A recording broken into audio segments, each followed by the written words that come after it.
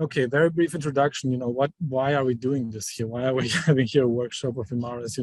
It's great and nice to have awesome images. You have cool tools, you have good microscopes, you can get nice images, but you want to maybe get more out of your images. Okay, so on one side, you just want to have nice visualization. We can do with Imaris 2D figures, 3D renderings.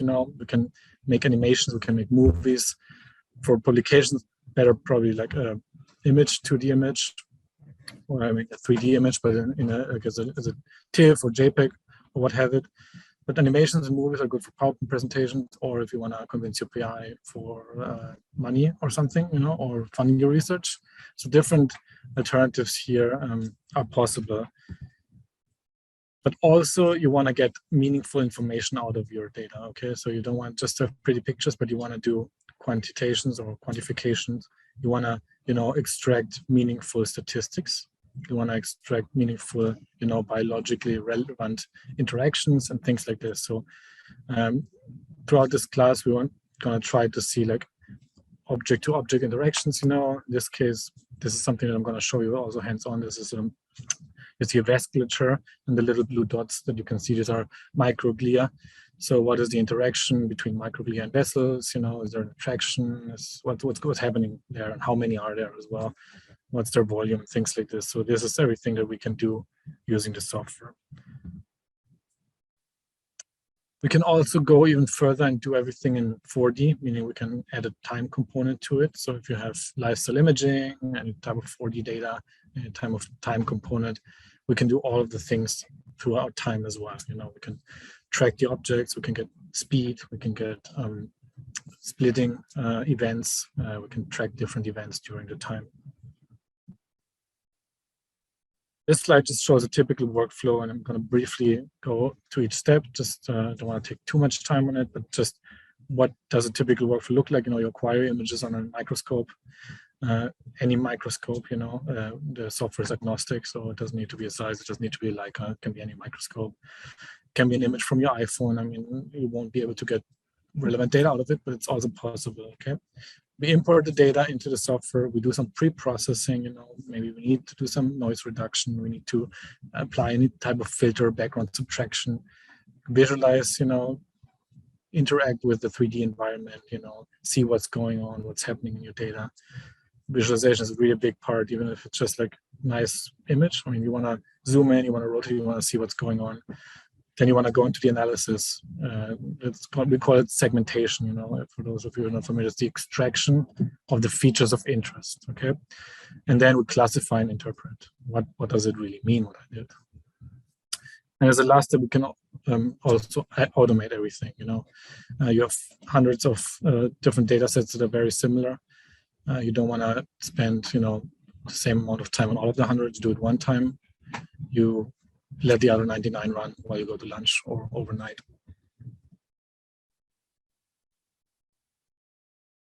So as I mentioned earlier, image modalities, I mean, we're agnostic, it can be confocal microscopy, it can be light sheet, it can be CT, MRI, electron microscopy as well. Typically, the main applications are anything that's in the optical realm, but as you can see here, I mean, we bring in pretty much any 2D or 3D file format that you can imagine into the software. For the import, we're also agnostic, so we're not vendor specific or anything. So we do convert the files into an IMS file format in order to be able to better interact with the data in the software. Okay, but we directly and natively convert it from LIF files from like a ZZI file size, ND2, Nikon, Olympus, and any type of TIFF or MeTIFFs or other vendors. Okay, if not, we also have bioformats to convert the file into an IMS file. Why do we do this? Because we want to visualize big data as well. So we do a lossless compression, to save storage, and we put it into the IMS format, and it is done so we have the ability to do a block-wise, visualization and analysis, meaning, let's say, even if your data sets are hundreds of gigabytes large and your RAM on your workstation is only like 32 or 64 gigabytes, you're still able to visualize it and to some extent also do some analysis based on the IMS file format. So that's basically the reason why we have our own file format. It's an open source file format, so you find information about it and you can create your own IMS file. So it's open, it's not like a black box, so to say.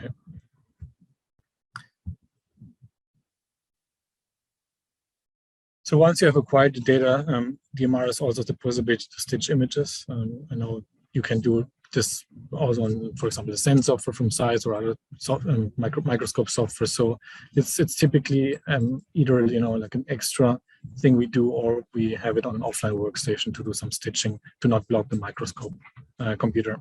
But just want to let you know that we have the possibility to do stitching in the Imaris as well. And then in terms of pre-processing, we have the possibility to do deconvolution as well. Similar process here, because Sense software or some microscopy software, they also have deconvolution. So not everybody needs to have deconvolution in Imaris, but we do offer it. So just to let you know that it is also available. Also, especially if you want to do it offline and don't want to block the microscopy acquisition workstation. So GPU accelerated deconvolution works on the images below: confocal, wide field, spanning disk, confocal, turf, bright field. And then we have typical, filters to reduce noise or do background subtraction to enhance the image and prepare them for the analysis. On the visualization side, we have 4 main rendering modes. So the typical or the default one is the MIP, the maximum intensity projection. So this is the one that and most of our users prefer to do the analysis, interacting with the software itself, But if you want to do some images for publications and you want to create more of a 3D view, we offer the blend, normal shading, and shadow projection as well, where you can, increase, opacity, depth. You can create shadows. You can create more of a 3D effect.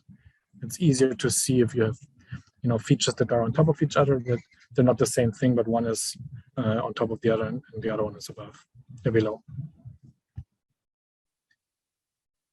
And then we go into the analysis part. This is where basically the bread and butter of the Imaris software is. So the Imaris software is an object-based image analysis software. What it means is we create objects in the software, and we have 4 of them. I'm going to briefly mention all of the 4. And as I mentioned in the introduction, we're going to look at the first 2 hours here, 2 of the main 4 objects, the spots and surfaces. And by putting them into objects or segmenting them into objects, we have the ability, to extract meaningful data that is based on the different objects. And we try to keep it simple. That's why we only have 4. And we try to create, a step-by-step process. We want to guide you.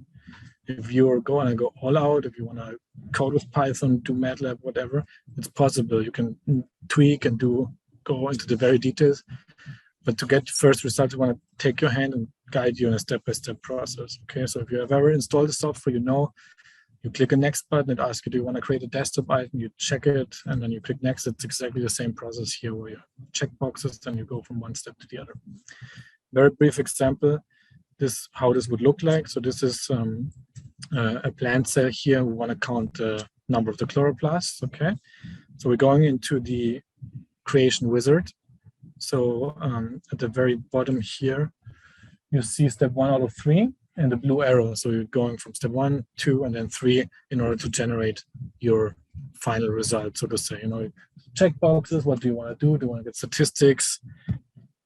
Then in the next step 2, you need to define what channel are we looking at, what is the estimated diameter, just to give the software an idea what you're looking at.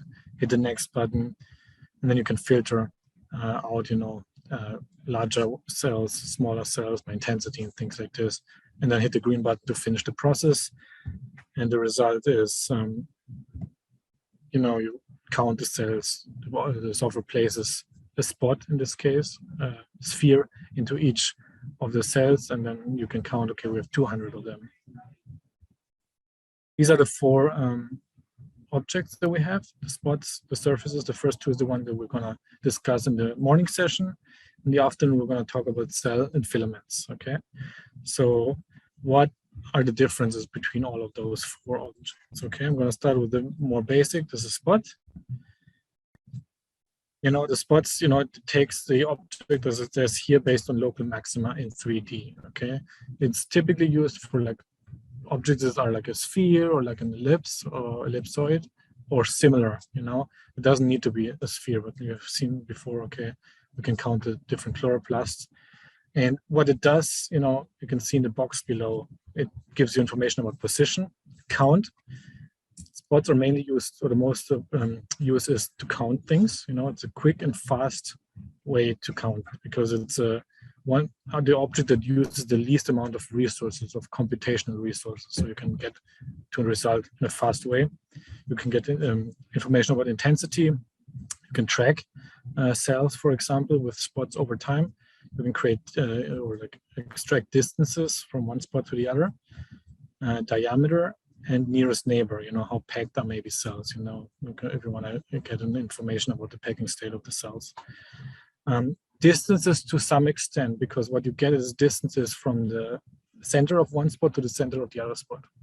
But what if you want to do from the outside surface to the outside surface of another object, okay? In this case, you will need to use a surface object, okay?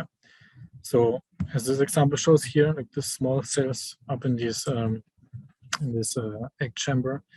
From the Drosophila egg chamber, we count the cells, the number of, or in this case, the number of the nuclei in the egg chamber.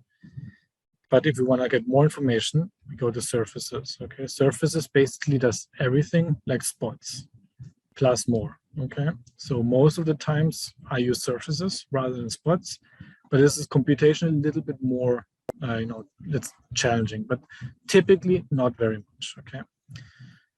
So you get information about morphology. So you get volume, surface area, for example, sphericity, how round are my objects, ellipticity, position, count, intensity, distances, and also overlap. How much is object A overlap with object B? Here we're detecting the larger nuclei boundaries, you know, by using surfaces. In both spots and surfaces, you know, they are, there's your big data ready. So what it means is we can track hundreds of spots, hundreds of surfaces, you know, in a 4D time series. You know, if you want to know what is the speed, what's the displacement, is there a tendency, where are those objects working? So this is the Drosophila embryo development here. In this case, we're detecting cell nuclei as spots. So the next one is cells. This is the second to last object that we have. And cells is basically the combination of spots and surfaces. So the advantage of cells is if we want to detect, you know, some statistics, if we want to extract statistics on a per cell basis, okay? So we detect cells and their subcellular components based on either cytoplasm staining or cell membrane or cell wall markers. And this is where we compartmentalize them and extract, you know, we have 2 events on cell A, we have 3 events on cell B, or 4 fluorescent events on cell 3.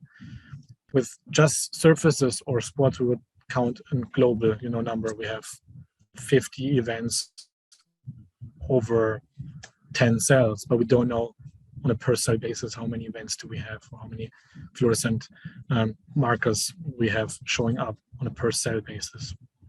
So that's the big difference with the cell module. And then the last one is the filament module. We define 2 different sets of filamentous structures. On one hand, branched tree-like structures. This is everything that has mostly to do with neuroscience. Neurons, microglia, things that look like tree, you know, where we can get branching. And on the other hand, we have networks. Mainly what we're looking at is vasculature, or different type of fibers where we can have loops, you know, overlaps and things like this. This is a quick summary of what would I use, what of the objects would I use if I want to do count, what would I use if I want to do, you know, surface area length. It's just like a brief summary here, and I can share this with you as well, so you can have this handy. Here a little bit more about the time series, the tracks. Okay, so I mentioned it earlier already. You know, we want to get position, displacement, you know, velocity, you know, acceleration, dividing events. All of this is possible that we can do in 4D, meaning in time series, with all the different objects we have. It works with spots, surfaces, cells, and filaments. So a big part of any analysis is also co-localization and object interactions. This is something that I'm going to be talking about in the afternoon session. So we define between intensity-based co-localization. So that's where we, you know, look at the different pixels or voxels in 3D and extract information or parameters like Mendel's coefficients, Pearson's coefficient, those kind of things that you may have heard or familiar from the literature based on the pixel or voxel. And then we also have, you know, co-localization between objects where we have overlap, distances. This is object-based co-localization. I'm going to talk about details in the software in this afternoon. The last step, classification and interpretation. How do we interpret the data? You know, we can get different plots. You know, we can plot two different statistics versus each other. You know, we can plot size versus intensity, things like this. We can do 1D plots.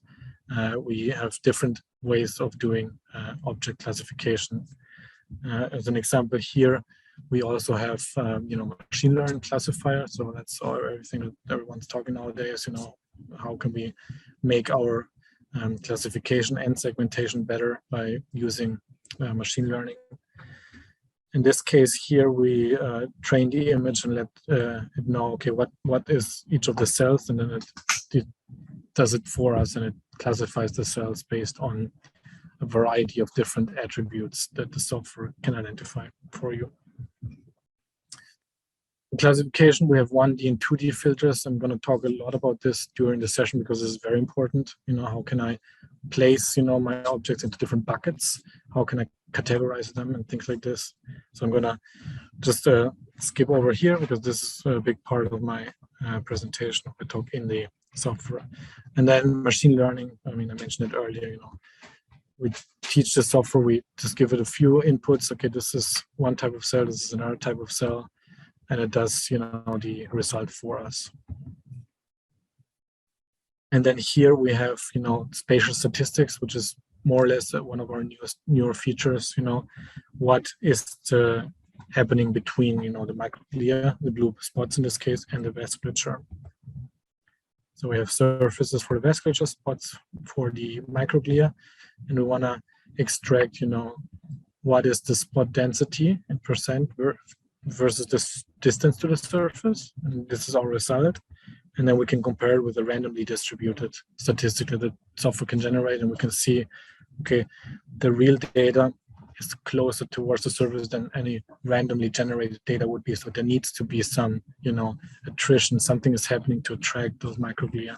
And then it's your choice to decide or to investigate what could be the reason, or why is there an attraction here.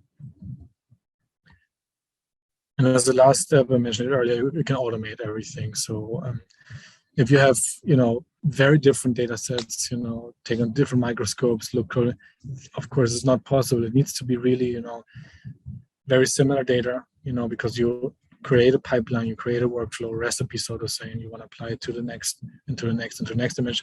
So it needs to be, you know, it's very similar images. But if you have hundreds of them, you can automate it and run it, you know, in a batch process fashion overnight during lunch break.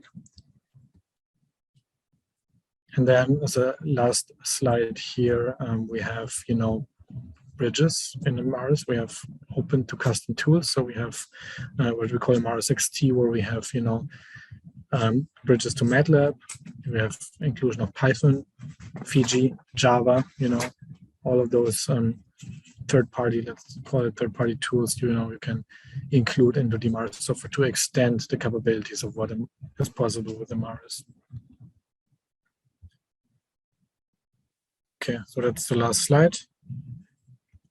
And Just if you want to remember anything from what I've said, you know, we have 4 objects: spot, surfaces, cell, and filaments, and I can show you when we will want to choose one over the other. Okay, I'm going to jump in the software now. But before we start, are there any like preliminary questions from you guys? Anything unclear? I mean, we're going to work more and things will be clearer, but if you have a question, yes? With the cells, and like it, you can analyze like inside the cell specifically. Mhm. Would you do that as a separate analysis?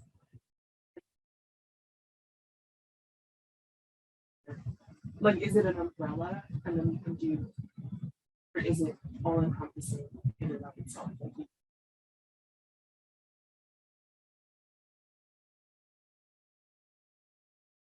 Response.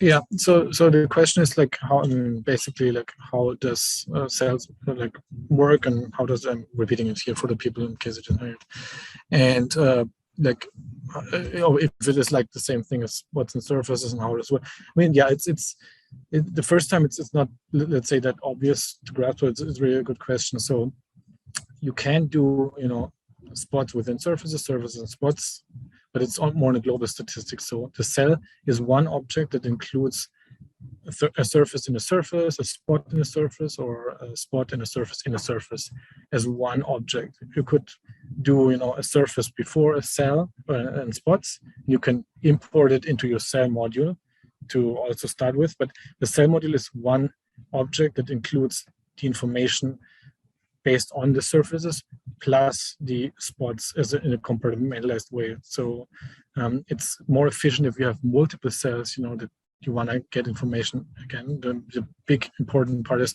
per cell basis. Okay, if you want to know how many nuclei I have per cell. Okay, surprise, it's maybe the same number, but maybe some are dead. I don't know. So this is something that would be much more tedious just with spots and surfaces if you had, you know, 100 cells in your image. Okay, if you have 1 or 2 cells in your image and you also want to do it on a per cell basis, you can easily also do it with spots and surfaces. Okay, you can maybe crop your image, you can look at just one surface versus the other, but it is much easier to automate and to get, you know, high output, high throughput as a result with a cell module in this case. Any other questions? Okay. So, I mean, I hope everyone was able to download the software and install. I mean, it's not a requirement. So I know some of you may just want to listen. Okay, this all is being recorded, so you will also receive the recording and can, you know, do it at your own pace as well later at home or somewhere else. So yeah, feel free to follow along. I'm gonna try to keep it look slow and step by step. But there's also not a problem if you just want to listen in, okay? So nobody should be feel forced to do everything. But we're going to work in this session today only with demo data sets. So these are the data sets that you installed already with your software, so you all have access to them.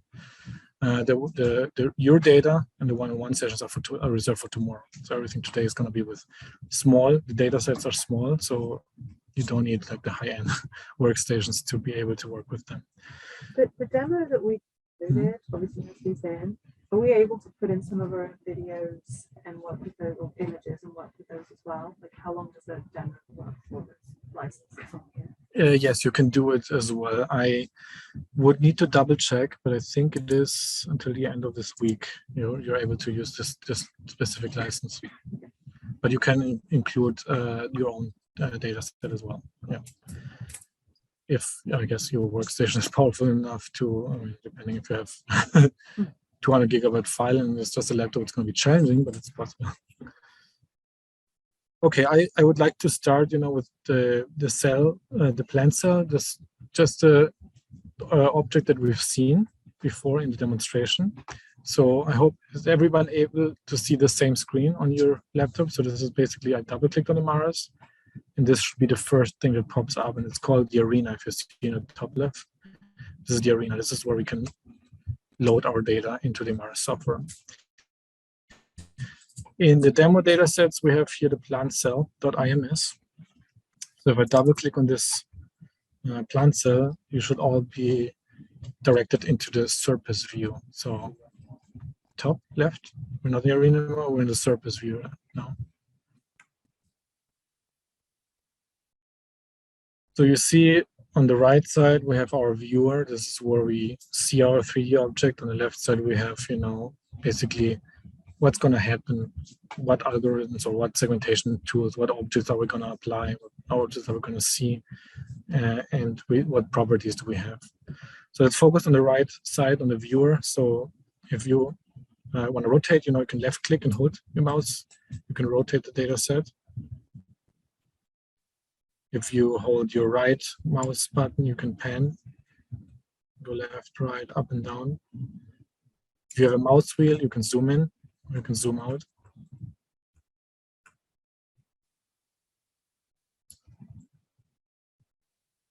You rotate with your mouse button pushed and then release it. You can rotate, you can get a spinning animation as well. Just very basic spinning animation here. Faster, slower.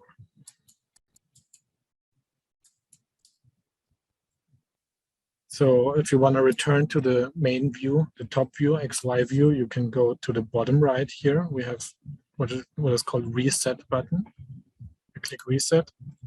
You're going to look again top down XY direction on the XY plane onto the data set. If we're like very small, I'm zooming out a lot, you lose your data set, you can also click fit and it fits you back into the place. So we go like this. Even if you rotate and you click fit, you will try to fit everything that you see into the frame of your window, very small, click fit, it zooms in. I'm very zoomed in, like where is it? Fit, it zooms out for you, okay? So this is the difference between fit and reset. Reset will always bring you back to the top to bottom view, and fit it doesn't matter what view you have, but it will fit everything you see in your window, okay? So on the right side here, we have a few buttons as well. So the main one that I want to talk now is this little rectangle, or like this little, it's called display scene using a perspective camera. So this is where we can change between perspective view and orthogonal view. So the difference meaning is in this standard perspective view, things that are in the background appear to be smaller, things that are in the foreground appear to be bigger. You can see my box, it's going to the back, it's creating a 3D view. If I change this to orthogonal, it's just as it is, you see the box now. You don't see what's in the back, what's in the front, everything is the same size. So it's not creating, this 3D effect in 2D where we have small things in the background and larger things in the foreground. Typically, it doesn't matter which one you want to use for your analysis, it's preference. Sometimes one over the other is better for your specific application. But I just want to let you know this is possible, for images, of course, the perspective is a little bit nicer, where we have more the 3D view or the 3D perspective to get better images, I would say. Okay, so we have two channels here, and I don't see my channel display here. So if you also do not see it, you can do Control D. It should bring up. Not here. Okay, I don't see it. Let's see, where is it? View. Display adjustment. Are you seeing the display adjustment with the two channels? Okay. Yeah, I think mine is probably way off here. Let me see if I can read back.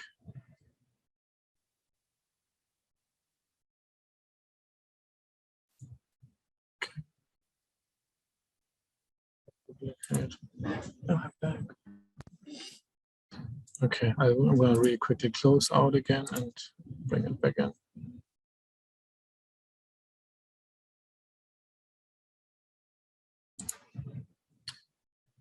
Okay. Control D. Okay, this is weird. They don't have it. But if you have it, I mean, you can, uncheck, the red channel, for example, you can only see the green channel, or you can uncheck the green channel so you can only see one of the channels, okay?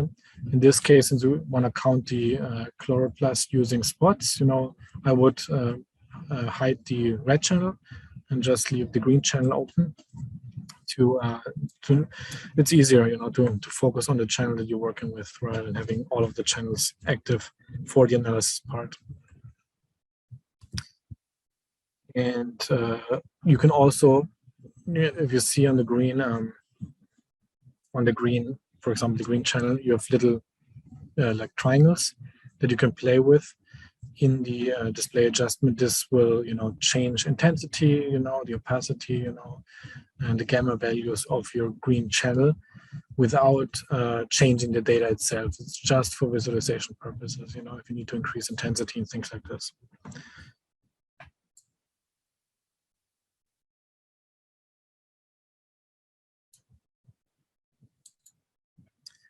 So if you,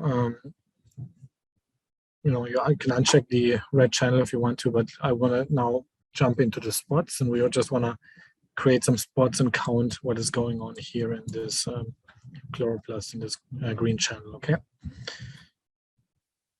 So here, this is the scene, and on top of the scene, we have little icons, they're very tiny, but you can see the icons that I showed in the presentation, the little orange spots, this blue egg or blob here, that is the surfaces, the cells, and the filaments.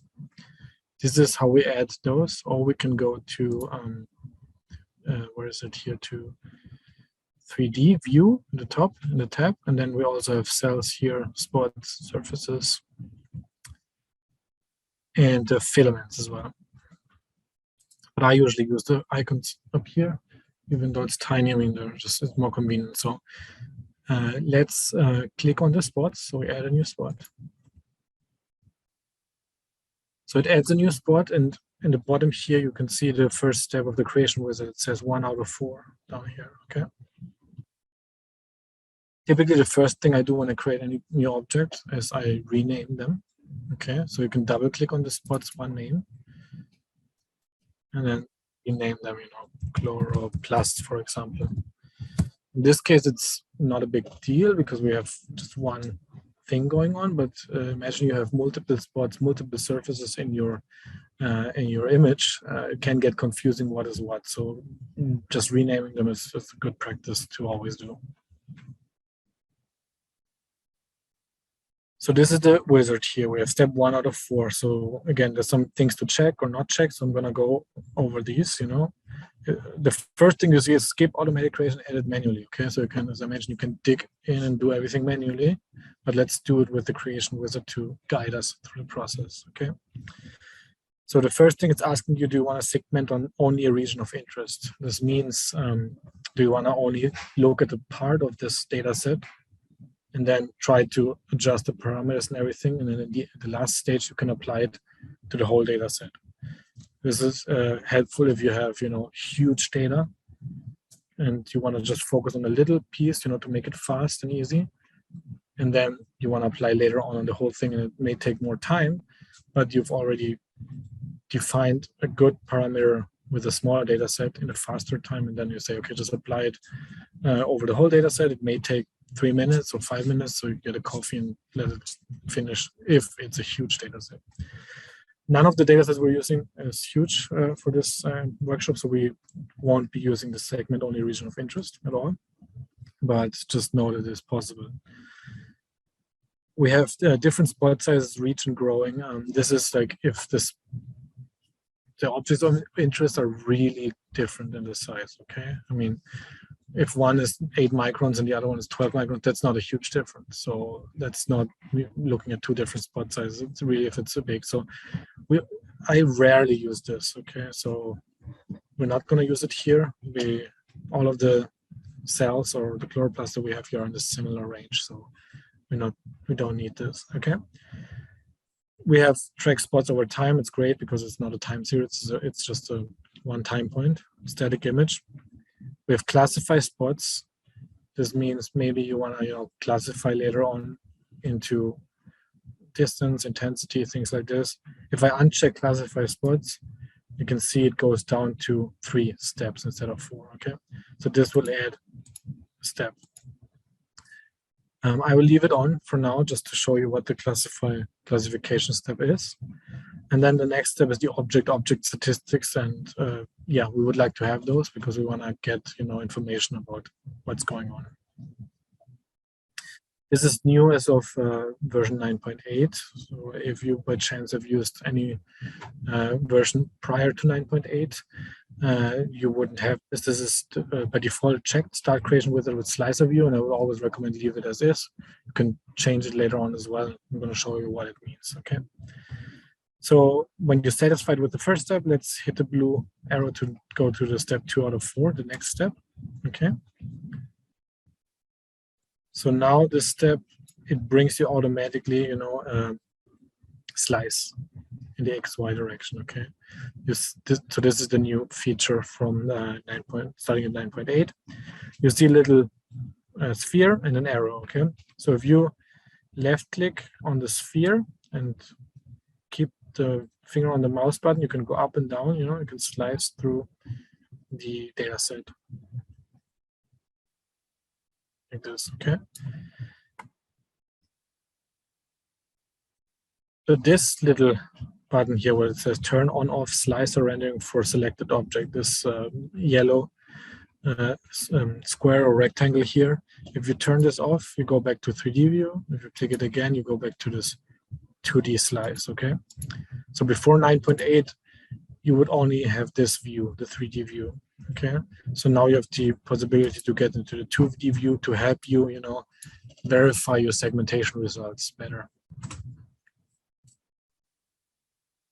The first thing I'm being asked here is what channel are we looking at, okay? So again, I have the red one activated, but I want to look at the green one, okay? So I changed to the green because I want to count the chloroplasts. Again, you probably have unchecked or hidden the red channel. For some reason, I'm not able to currently, but we're looking at the green channel here, okay? So you want to give an estimated XY diameter to the software just to let it know, okay, what are the sizes of the features of interest, okay? It doesn't need to be accurate, and all of them are a little bit different. So you want to get an estimation, what is the diameter, okay? For this, if you see at the very top here, we are in the 3D view, okay? This is our main view. We also have the slice view, which is directly right to the 3D view at the very top. If we click on the slice view, it basically brings us just into a 2D slice view, this one here. And on the left side, we have a slider where we can go up and down, okay? This is similar to what we've done, but before we had the 3D slice in a 3D environment. This is just 2D, so we cannot rotate here or do anything. We can zoom in, but we cannot rotate. So in this slice view, we can measure things in 2D, okay? So we can zoom in maybe on this one here, and then we left click once, and then we left click a second time. We create a line here. And on the right side, it gives us the distance, 4.49 micrometers, okay? Again, left click somewhere, and you left click again. This gives you a diameter. Left click here, okay? So in this case, earlier I got 4.5, then another one would be maybe 3.9. This one is 4. So just a rough estimation what you want to use. So I will use 4 micrometers here. This is what I see here, okay?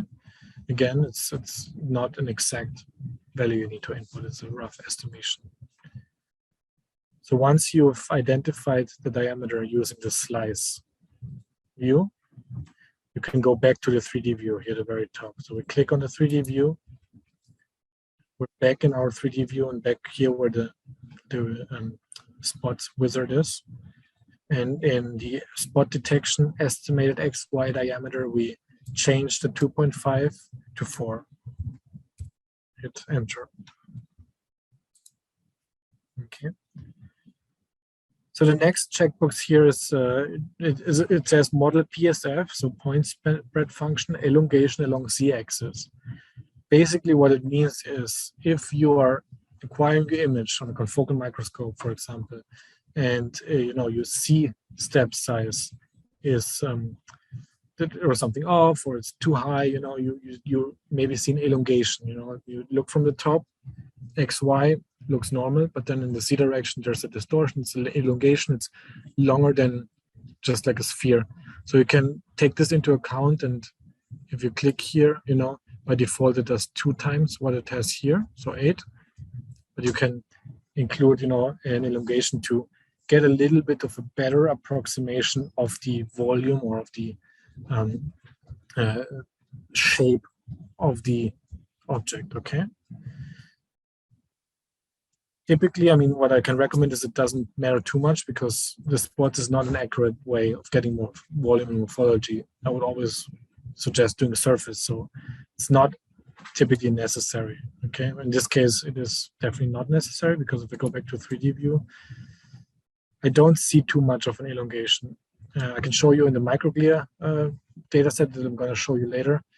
This is where we do see an elongation, and I can show you what I mean by this. Okay, I'm going back to the 3D, to the 2D slice here, and then down here, the last checkbox is background subtraction. This is our, let's say, main tool in order to, prepare the image for the segmentation. What we do is we want to enhance our foreground by subtracting the background. Okay, this is noise reduction technique. Most cases, like 85%, I don't know, maybe 90% of the time, I do use background subtraction for both spots and surfaces, okay? And in the surfaces, I can explain a little bit more what it means, but we leave it here checked for now, okay? I'm gonna go to the next step with the next blue arrow. This step 3 out of 4, okay? So again, I'm in the 2D slice mode, so I'm gonna click here again on this yellow square to get back into the 3D view.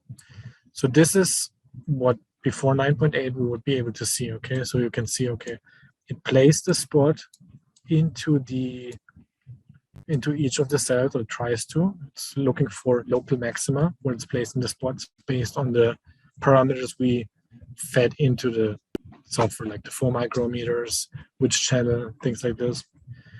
You can do a check here and see, did it capture all of them or did it miss one of them? It looks really good. I think there's one here for me that it didn't capture, maybe 2. Here's another one, okay?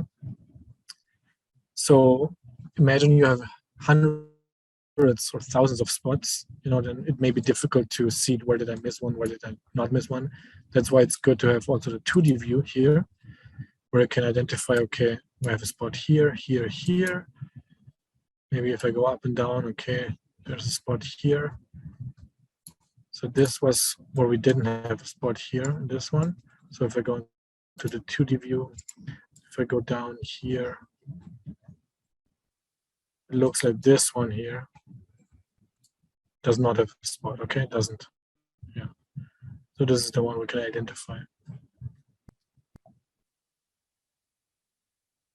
So there's some ways we can include this, so we can, manually place a spot into this position here, and it will place the spot into the highest peak of intensity within the region where we're putting it in.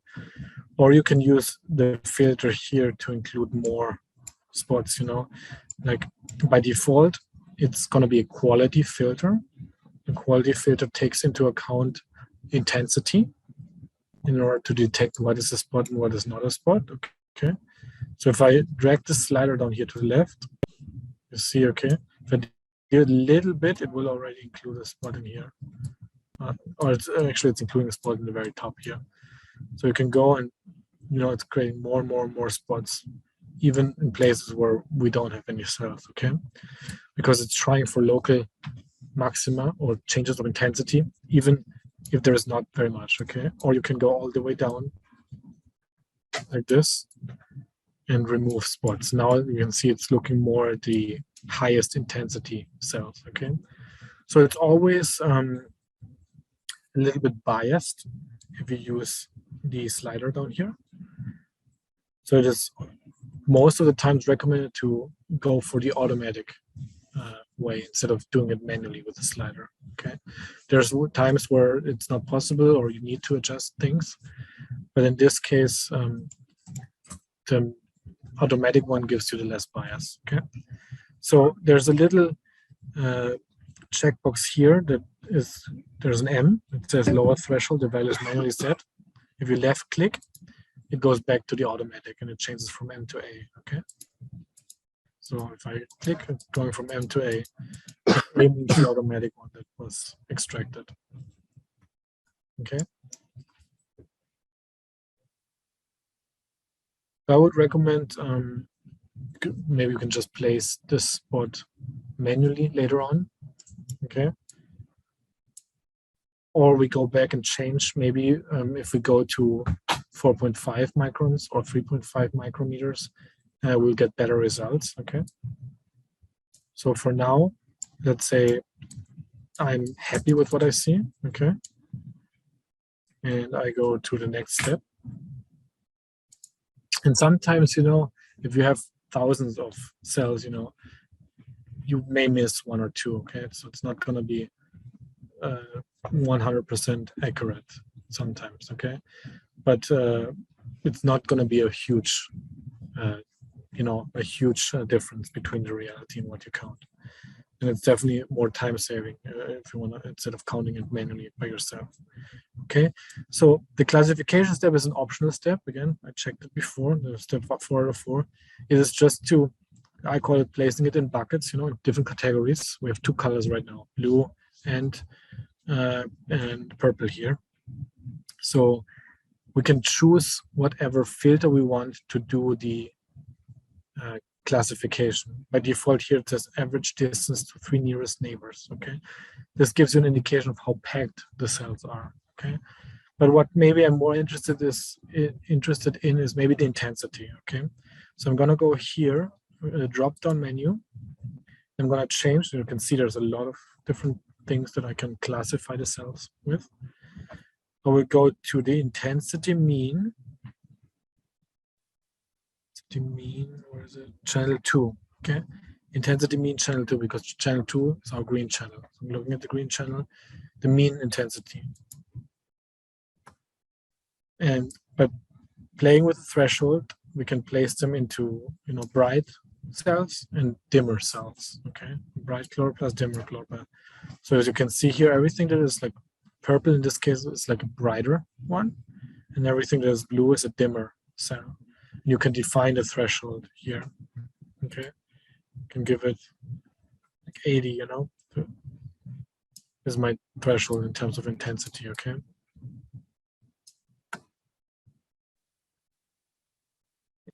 Once you're like happy with your classification, you can always do classification later on, but I did it just in the wizard to show you.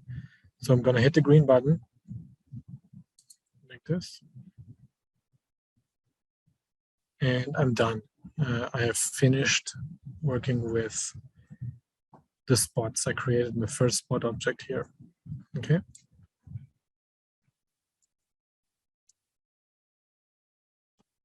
You can hide it, bring it back. Okay. Every object that we create has a variety of different, you know, tabs down here that we can work with. Okay. So the first tab here is just how you want to display things, you know. Do you want to have spheres? Yep. Do you want to have a center point only? So I click center point, so you just see a little point in each of the cells. You want to turn it completely off. Or the sphere, you want to have a large radius too, you know, you can increase this. Maybe it was too much, maybe do this, you know, this is more than a point, 0.5 or 1.5. So this is where you can play with the display. It's just for visualization purposes to your liking. The next one is the creation wizard tab. Okay. Here we can recompute what we've done. You know, maybe we're not happy with what we've done. We want to do it again. So you can recompute here, and you can jump into different places. Okay. If you click the first spots, you will jump back to the step 1 out of 4. If I say, hey, I only didn't like my classification, but the rest was okay, you can click the last one, classification here, and we'll jump into the step 4 out of 4. Okay, so you don't have to redo step 1, 2, and 3. Just doing 4 is like didn't like this. I want to do, volume maybe, or I want to do what is a good one? I mean, again, volume and area are really like cautious. I would be advised to caution for the spots. It's more for the surfaces. But maybe you want to do really how packed are they, the nearest neighbors. Okay, so you can define in micrometer, let's say 10, and then you can define the spots that have the distance to the 3 nearest neighbors is within 10 microns, or it is more than 10 microns. You can get to see, okay, how packed. Maybe they're like, looks like they may be more packed here or less packed here.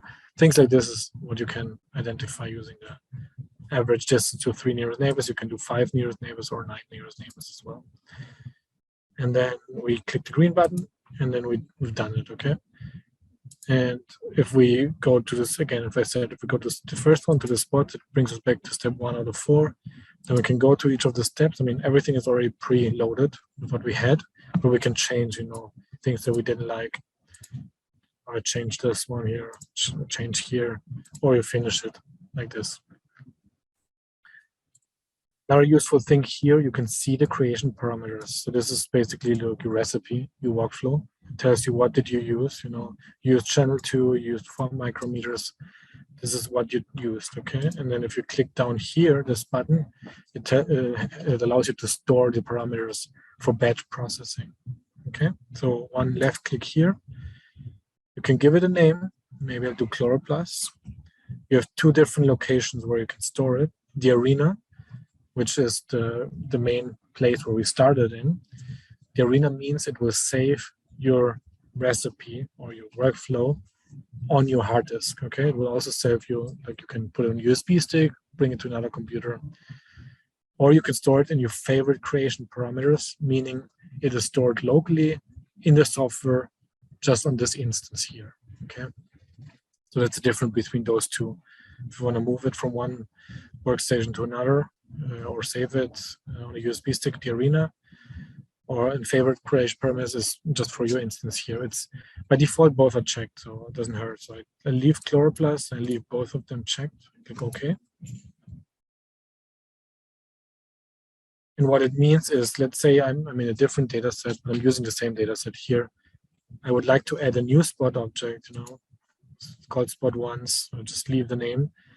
But now here, you can see this drop-down menu that I didn't mention earlier. It says favorite creation parameters. You can drop down and you can see chloroplast, what we saved here, okay? I also have another one that I saved earlier, so you will not see this one, but you can see chloroplast.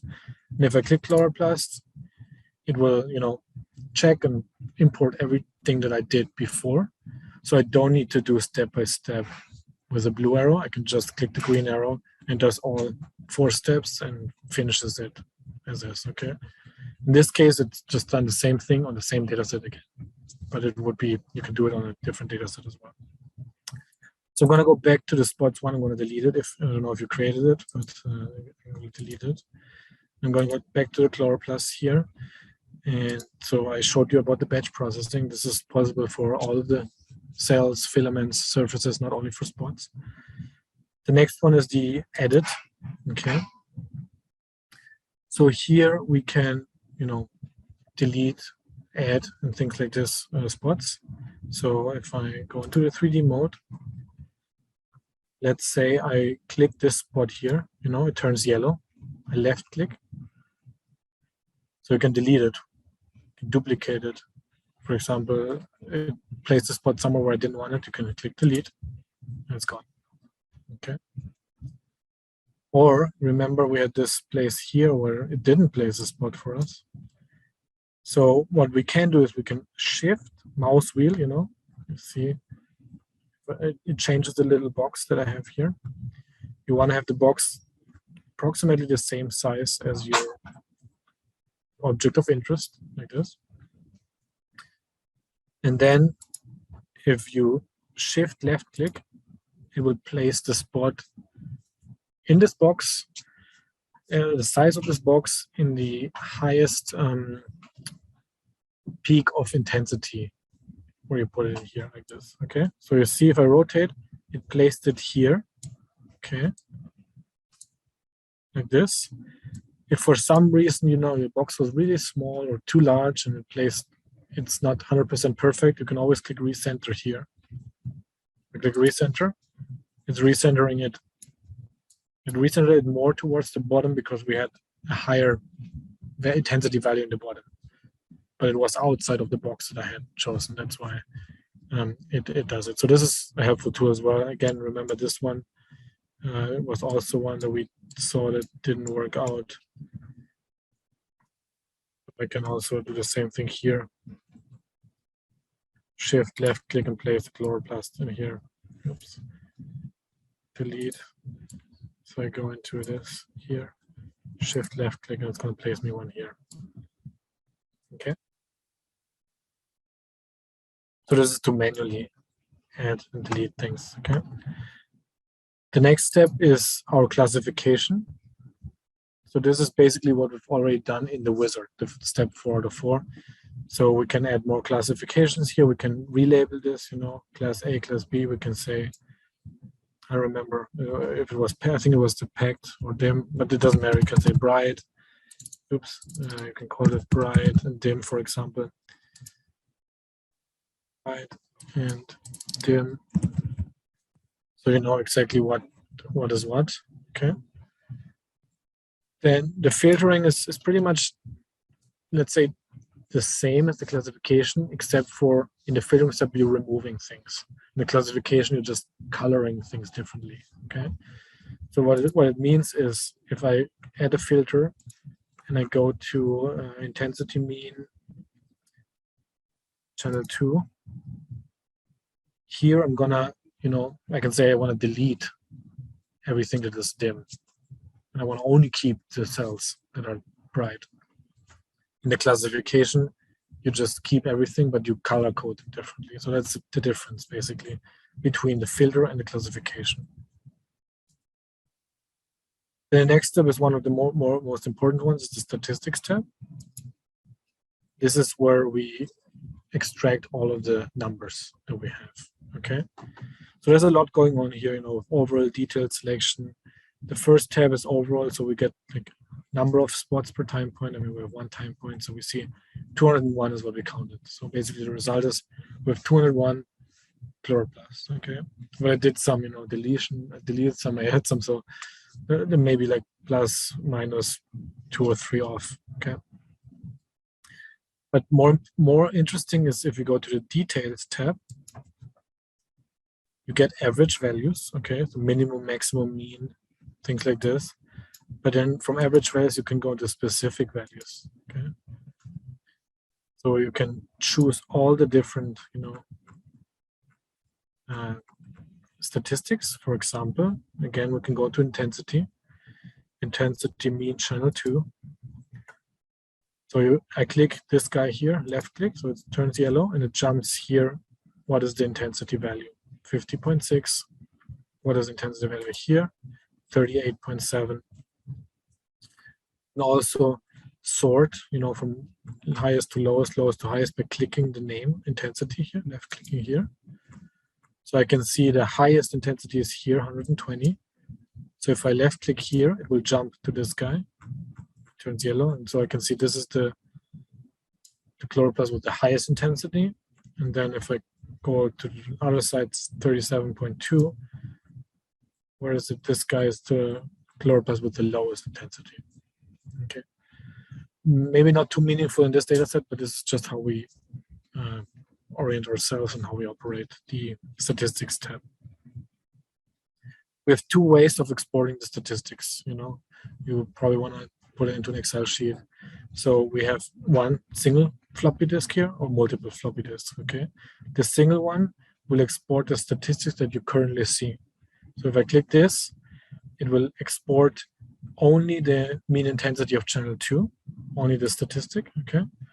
And I can choose, you know, a CSV file, XLS, XML to get it into an Excel file. Or if I click the multiple floppy disks, it will export all the statistics to the file, not just what I see here, the mean intensity of channel 2, but also mean intensity of channel 1, the nearest neighbors, the 3 nearest neighbors, 5 nearest neighbors, 9 nearest neighbors. So basically this will export all the statistics generated. So it's gonna get you a bunch of information. Okay, so that's the difference. Just what you see is what you get here, or everything, all the statistics. But the next one is just some color coding options that you have. Okay, so by default, you can see blue and pink. But you can also uncheck labels overriding base color, so it's just the base color. All of them are like gray. You have different materials that you can choose from. Nothing too exciting, but you can also change the color. Maybe do them all pink, pink, blue, or pink. Or you can just do by object ID. So each of the spheres has a different color, a different object. Or statistically code them with a heat map. Okay, you can say I want to statistically code them by intensity. Intensity mean channel 2. So now it's statistically coded by intensity. So you can see high intensity is red, lower intensity is blue, and things in between are like green, yellowish. So that's where you can see just the color coding map, heat map. The very last tab is different tools to add, like we already have some MATLAB scripts and MATLAB's scripts included into the software that we added, and you can add your own ones, of course. But these are like extended abilities or capabilities that you can get through MATLAB. Okay, it may be great for you as well because you need to download the MATLAB plugin, but it's a free plugin that you can download, and then you can use what we call extensions and your own extensions. Typically, if we create those extensions and they're very popular, in the future they will become part of the main software natively. And a lot of those are already part of the software natively, like distance-based statistics and things like this used to be just extensions, but now they're included in the software natively. Okay, let's continue with some surfaces, then the full workflow, and then it should be about lunchtime. So, like before I start, I'm back in the arena here. You can see this is the chloroplast, let's say, batch processing workflow that I saved here. So this is something that you would be able to find also on your hard disk and put on a USB stick, to bring to another workstation. This is how we would also do batch processing for hundreds and hundreds of data sets. And if interested, I can talk about this as well in the afternoon session. So to start with surfaces, probably I'm going to be a little bit faster this time just for this next data set, but then we're doing the full workflow where we do spot surfaces, distances, all of those things. This is going to be more comprehensive and a little bit slower. But let's use the cell demo membrane 3D. This is this one here, cell demo membrane 3D. You can also, let's see, can I change this like this?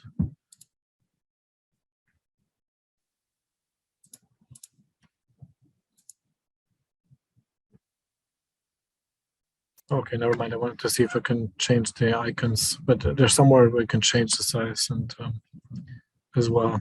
But let's do this one here. It's called cell demo membrane 3D.ims. Okay.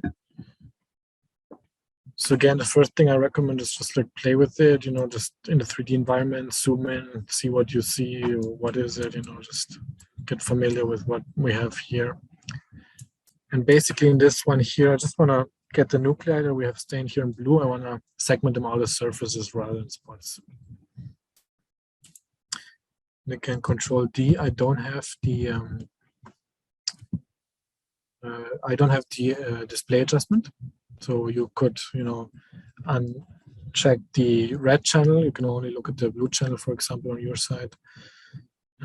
For some reason, it's not working here, but in the break, I'll try to get it fixed on my end. But basically, let's get the nuclei extracted as surfaces, okay? So as a first step, we create a surface object. So to this blue egg or this blue blob here, you click to add a surface. Again, I would recommend just double click on the name and change to nuclei, for example. And below you will see there's another creation wizard, very much similar than spots, but you can see it, there's more steps. Okay, we're step 1 out of 5 instead. So it's one more step here that we see. If I uncheck classify surfaces, it goes down to 4, but it's basically one less step. Okay. So I don't want to classify surfaces actually this time, so I'm going to uncheck this. I'm interested in object statistics, yes. Everything else I will leave the same. I'm going to go to the next step by clicking the blue arrow. So now I'm in step 2 out of 4. I want to change channel from the channel 1, the red one, into the blue channel here. So I can go up and down, get an idea of what we see here. So now it's a little bit of a difference, you know, that we can see with the surface versus the spots. Okay, so we have 3 different thresholding techniques, and we also have the smoothing option up here. Okay, so I'm going to talk first about the 3 thresholding techniques and then about the smoothing. So we have absolute intensity, background subtraction. These are the main ones that we do have. And then we have lab kit for pixel classification. For me, it's currently grayed out. So what it means is some of you that have version 9.8 may not be able to see the last one. We may only have 2. Okay, so the lab kit for pixel classification is our newest segmentation technique that came into version 9.9. Okay, so this is the machine learning pixel classification. If we, for now, take only the first 2 into consideration, what the rule of thumb is, you will use absolute intensity if the brightness, the intensity of the features that we want to extract is homogeneous. Okay, if we have some of our nuclei are brighter, some of them are dimmer, you know, they're not homogeneous, then background subtraction is recommended. So basically, absolute intensity is 2 things. It needs to be homogeneous. And the second thing, it needs to be the same size. So if we have the same brightness, but we have things of interest that are small, and we have some that are bright, but we're not interested some are small and some are large. We're not interested in the large ones, but they have the same brightness, then we need to distinguish based on size. So if we have this distinction, or if it's brighter and dimmer structures, we go to background subtraction. Typically, 90% of the time I use background subtraction. Absolute intensity, I use it too, but you can always use background subtraction even if it's homogeneous. So it's always like a safer bet, so to say, because you give the software a second input, which is, you know, a size parameter of your object of interest. Okay. The next one, the lab kit for pixel classification, is based on machine learning, where you paint a foreground and you paint a background and train the software to detect structures. It's very powerful. So it's, let's say the intention is to use it for challenging images where you have, it's really hard to tell differences between intensities or different structures, or, you know, images that are not optical microscopy, like electron microscopy, micro CT, MRI. But you can use it for any data set. Okay, so it's a very strong tool to get better segmentation results in general. Okay, but in this case here, I'm going to use the background subtraction, and then the smoothing part is, what we do is we put a little bit of a smooth on this image to make the segmentation easier. Okay, by default, this smooth is 2 pixel sizes, okay? If we want to know the image properties of what's going on, like what is the size of the image, what is the pixel size or voxel size, you can always go to Edit tab and go to Image Properties. This shows us, for example, the image size. It's 3.7 megabytes. It shows us the voxel size, okay? And voxel, again, is a pixel in 3D. We have 3 dimensions. So as you see here, as I mentioned, this is 2 times the pixel size. So 2 times 0.524 is the 1.05. Okay, this is what it does by default. Okay. So we need to know the structures of interest. Here, these are the nuclei. So we can go into slice mode again. And we can do left click to get an idea of what is the distance. Okay, what is the approximate diameter? Okay, 13.5. 12.3 is, you know, they're all different, 11.3. So we're in the range of, let's say, 12. Okay. So if we define 12 as our distance, so here, diameter of the largest sphere. So let's do 12. Like this. The smoothing is much lower than the 12 that we're looking at, okay? So we need to be careful with the smoothing. If the smoothing, the 1 micrometer, is in the range of the features of interest we're trying to segment, because this could smooth out our features and we're not able to extract everything the way we want it. So if this was 10, it would be too close, so we would reduce it. So we can definitely always reduce this, or we can uncheck the smoothing. We don't need it, but it is making life easier and processing faster to get the result. Okay. For now, I'm leaving a smoothing of 1.05, and I'm doing 12 as the largest sphere here. Okay. So I'm clicking the next. So this is the result in 2D, and if I click here, we can see it in 3D. Okay. So we can see that there has been some over segmentation. So it's extracting more than I actually want, and you can easier see this in a 2D. So you can see like it's doing a pretty good job here, but here it's like, oh, what's going on? Okay. So in this case, we choose a different technique, thresholding. We choose a different size instead of the 12. Maybe the 12 wasn't good. Or we can do the thresholding here and change this, you know. You can see left and right. Or we can change the smoothing, okay? So if I go back into the automatic here by clicking, so this is the result that I see, okay? So let's say, okay, I'm not happy, I want to change the smoothing. So I go back with the arrow to the last step, and I'm going to increase my smoothing in this case. So instead of 1.05, I'm going to do 2, hit enter, and then I'm hitting the arrow to go back to the next step. Okay. So what do I see now? It's like, okay, it's a little bit, you see it's smoother, but it's still not doing a good job here. Okay. And this with those parameters that I chose. Okay. So what if I change this here? You know, let's say I do like this 644. You know, I go up and down. Like, it does look good here actually.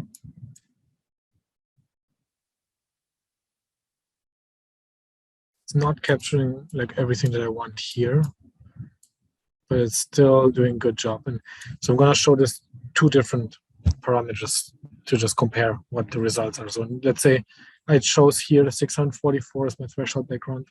I like it. I can go into 3D mode as well. Okay, this is what it looks like. But I immediately see this guy and this guy they're touching here. So this will be counted as 1 object instead of 2. There's a connection here too. There's a connection here too. Okay, so I don't like this. So what I can do is down here, it says split touching objects, okay? So I want to split the touching objects. So I'm gonna click enable. And I need to give the software an idea of what the sizes of the objects that I want to split, okay? Again, we did measure earlier and I used 12 as the size of interest. So I'm gonna use 12 again here.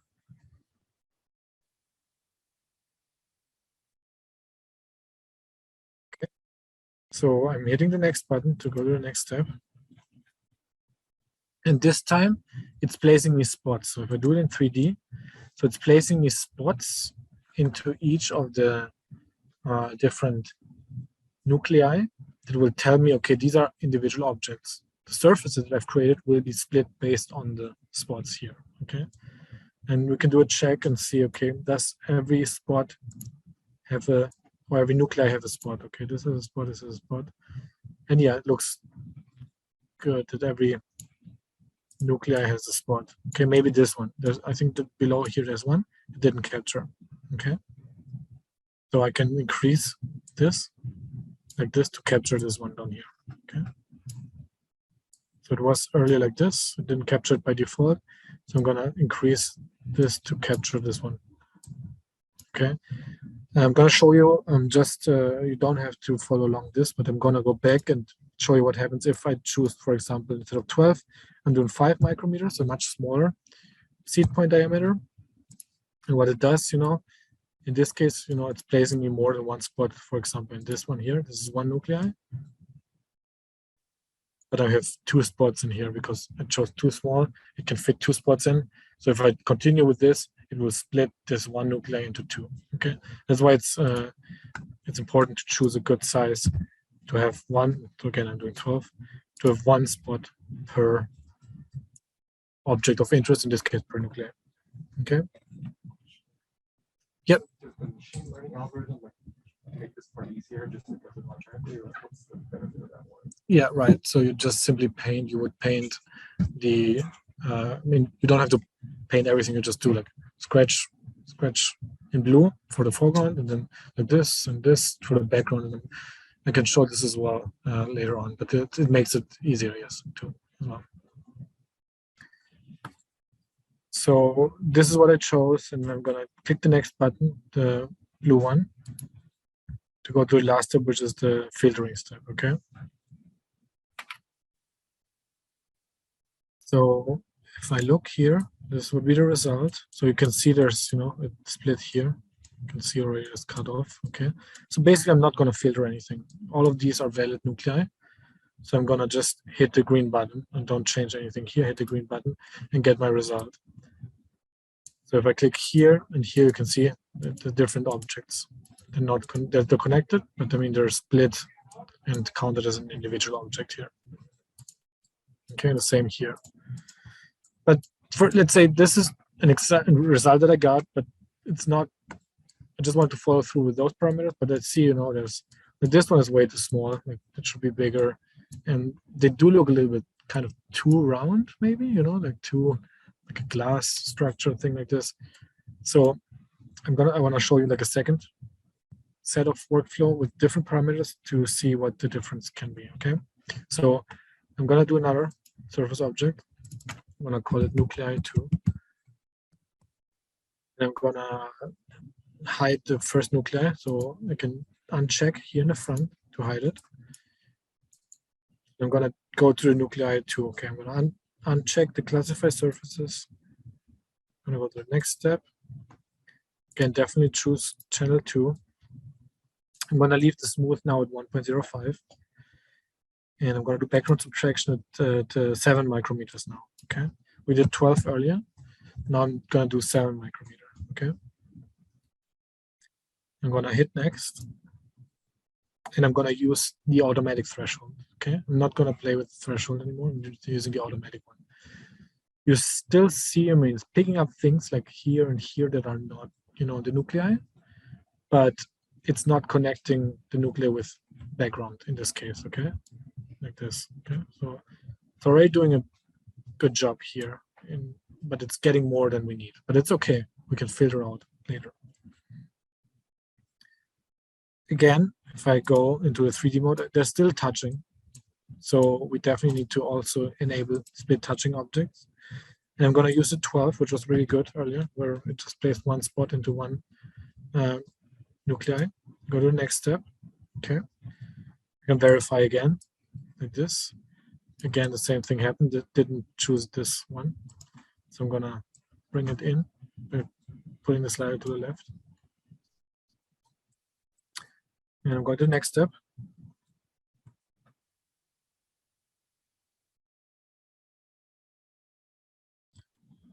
Okay, so I get all of those spots here. Sounds good.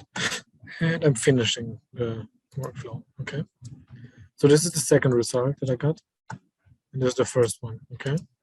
So here you can see already, okay, this one below, you know, remember I got just one little one, which I didn't like too much. And it's too, you know, too smooth, too round, versus this one here where we did get the full volume. And here we have less smoothing. So it's more representative of the reality in this case, okay? Just to let you know how, you know, bias can influence those things. In this case, I used the automatic threshold and rather change different parameters rather than changing the slider. So I would, you know, I would trust this result more than the other one, let's say. Okay, so this is really brief crash course in the spot and the surfaces, sorry. And then we have also the different tabs, and I'm not gonna talk too much about it because they're very similar to the spots that we've already seen. But just to let you know, I mean, you can do center point again, same thing here. You can jump into, you know, different steps. Again, same with the spots. You have the parameters here that you can store for batch, same as with the spots. You have here the option to draw, so you can paint your own segmentation, so to say. So instead of automatically detecting it, you can draw boundaries, you know, and have this software segment based on what you're drawing. So it's a manual way of segmenting. Editing is the same as with the surfaces. So you can click on one object, I can delete it, I can duplicate it, I can unify things. So maybe those two, you know, they are maybe one object. So I can control click both of them, and I can click unify. And then I'm making them one object. Okay, so now it's one object. But I can also, these are connected, yeah? Instead of unify. Then masking is important, but masking I will talk in a different, in the afternoon or in the next data set. Classification, the same. We can classify different colors. Filtering is also the same. We can filter based on different statistics. And the statistics here, we have more statistics. If we go to detailed specific values, you can see we have more now than spots. We can go into volume. Okay, and get a count in micrometers. So this guy is 1077 cubic micrometers. And the small one here, for example, how much is this one? There's 617 cubic micrometers. And then you can export those to Excel. Color coding, again, you can do by object ID. So now you see these are different colors, but these are different colors, but this is the same color because I merged them together. Or you can statistically code as well by, let's say, volume.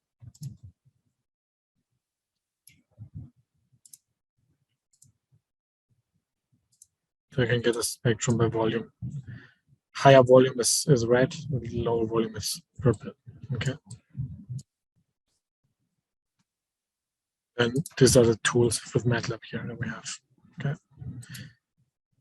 Okay, so this is basically the surfaces. Any questions about surfaces?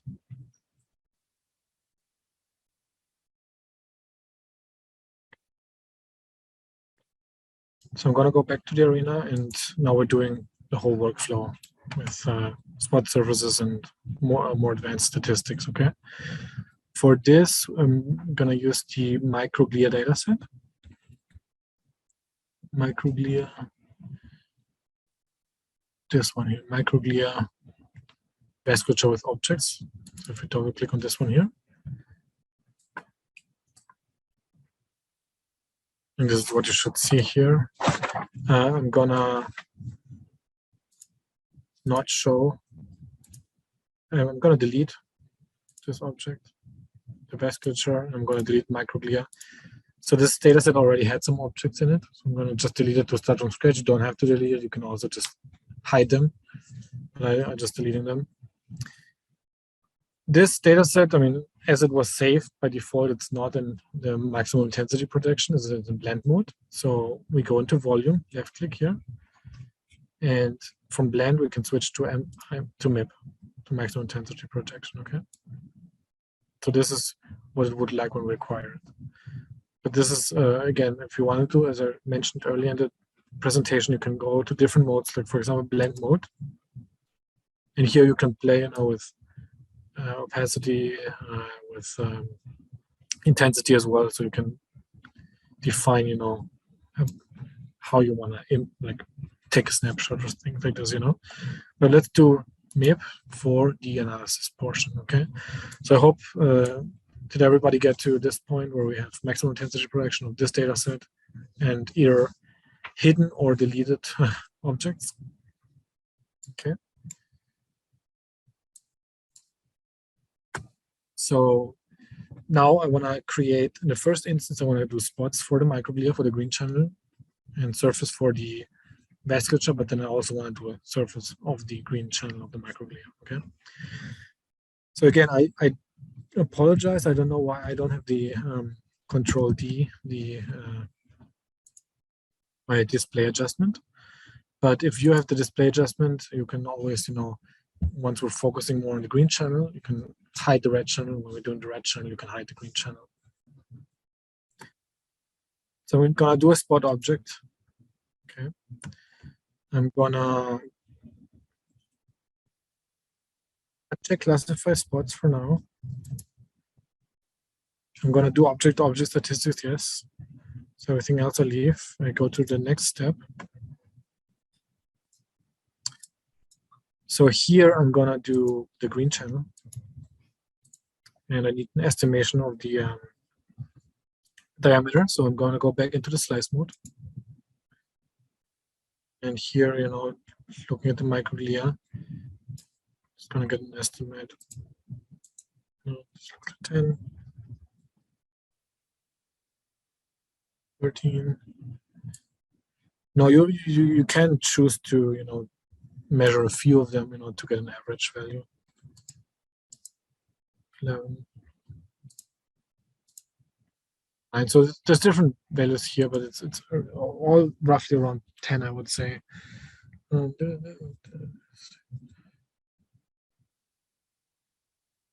Okay, so we can do, so basically it tries to estimate a value for you. So you see estimate XY diameter, they did it's 9.94. That's what it did for you based on what the software thinks you would be interested in. Not bad at all, you know, 9.94. I would say let's just leave it as it is. And then the model along the point range function. So if I go into the 3D view, okay, so this is XY, look from the top. If I look from the side, so we can, it may be easier for you if you can adjust, you know, the contrast and the brightness, which I can't right now because I don't have the image properties, the display adjustment window. But you see they are a little bit elongated in the C axis versus XY, so they look more like ellipsoid in this direction. Okay. So in this case, you could do, you know, an elongation in the C axis. Okay. I'm not going to do it for now, but just letting you know you can do it, because in the end, for the real result that I want to get, I want to rely more on the surfaces rather than the spots. Okay, one thing I forgot, again, I'll remind you, I didn't label the spot one, so I'm going to double click again. I'm going to do microglia. Something, especially now here that we'll have multiple surfaces, it's helpful to have names. Okay, so green channel, this is the estimate diameter. I leave 9.94, and background subtraction is fine. So I'm hitting the next arrow. Okay. So in the 3D mode, we can see, okay, place the spot into each of the surfaces. No problem. And then you can verify, okay, by moving around. This is what it used to be before 9.8. But now we also have the possibility again to look at it in a 2D view to make it easier to see, okay, does every microglia indeed have a spot in it or not? Okay, but it does look good to me. It's also easier if you can hide the vasculature. So I think this looks good to me. So I'm going to leave as is. And I'm going to finish this process, okay? So I got my microglia. So now I want to extract the vasculature, the red channel, as a surface, okay? So I'm going to add this a new surface to object. I'm going to double click and call this vasculature. Here, I really just want to get one vasculature, so I don't need any classification. Again, I'm checking object statistics. I will leave check because I want to see what's the distance from the microglia to the vasculature surface. Going to the next step. Okay, the spots, I can hide them here, so they're not in my way. And this time I'm using channel 1. Okay, I need some estimated diameter, so I'm going to the slice view again, this time for the red channel. I'm going to left click, 7 microns, left click, 6 microns, something like this. Going back to the surface. So what it says here in the background subtract is the diameter of largest sphere which fits into objects. Okay, so what it means in like plain English, what we should focus on are the smaller structures. Okay, so let's say if we do the spots, maybe we have spots in 8 microns, spots with 12 microns. Average is good, 10 microns. But for the surface, the background subtraction should more be on the side of the smaller features that you're trying to identify. Okay, so it makes the algorithm easier to extract even the smaller features. So you want to rely more on the smaller side. So I did those, those are large more. So let's say if I go to this smallest portion, 4.5, like this one here. What could this be? 6. So, I did have like more like 7, 8 something, but the smaller ones were in the range of 5. So I'm gonna do here 5.5. And again, it's not exact science. You just need to give it a guidance. What is the area that you're looking at? But focus on the smaller structures with the surfaces and on an average number for the spots. Okay, so I'm gonna go to the next step by clicking the next button here. First time we see some calculation taking place. It's maybe a little bit longer than before. Okay. So now we see the result. So if I check this, it's in 2D the result. Sorry, in 3D, or if I click here, it's in 2D. So now the power of the 2D mode will be a little bit more visible, because let's say if I zoom in here, you can see how accurate was my segmentation. Like this guy here, how accurate was my segmentation. I can drag the slider, make it bigger, make it smaller, so I can verify a little bit better how well did your segmentation work. I'm going back to automated here. In the past, it was this 3D, and you can see, okay, this is what the result is, but it's not as easy to identify how well did the segmentation work.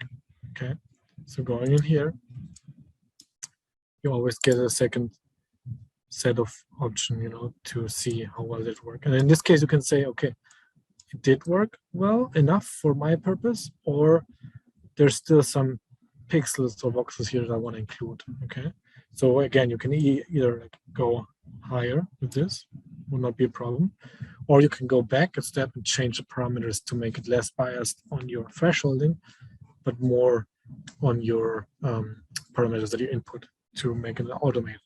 Okay. So I just chose one by dragging the slider, I think of 4.06, and I'm going to go to the next step. It's doing the calculation.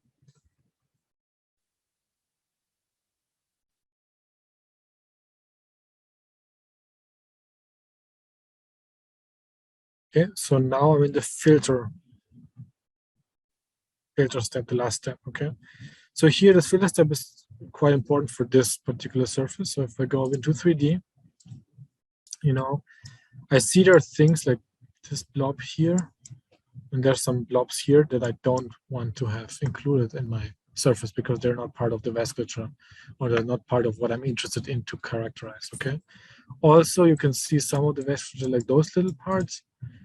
They're just little pieces here. Maybe I don't want them to include them either. I want to filter them out. Okay. So maybe I want to just focus on the large main vasculature. Okay. So there's a few things that you can do to filter. By default, it's number of voxels by surface, meaning it's volume. Voxels is correlates with the volume, so that's how you filter here. But what I want to do is, for example, is sphericity, because I see there's the round things. Those I don't want. So I want to filter by the roundness, by the sphericity. So I can go, for example, down here and choose sphericity as my filter.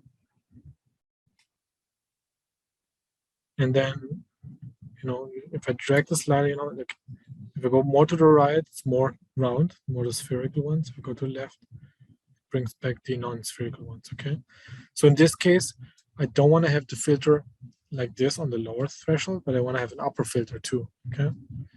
So I can click this to have a second filter on the top as well, okay?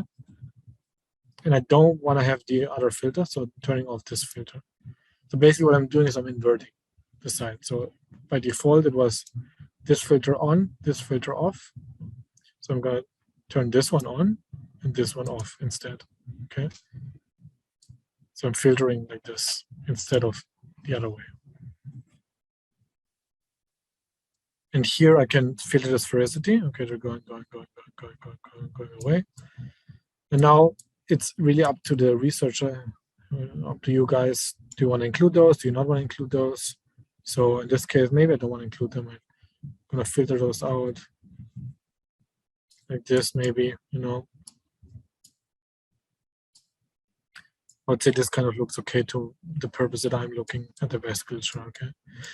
But again, it's up to you. Like, I mean, for example, I'm losing this one here. I'm losing this one here. Is it okay to lose it? Is it not okay to lose it? So that's something that you have to define for your particular research goals. So let's say I'm happy with this result that I have here. I go and finish the surface. Okay. So now if I hide the volume, this is my surface of the vasculature, and this is the thermal microglia. That's the result. Okay.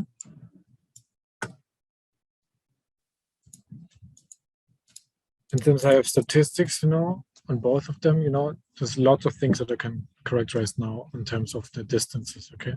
So if I go to the microglia, for example, I go to the statistics here, I go to the specific values, and I go to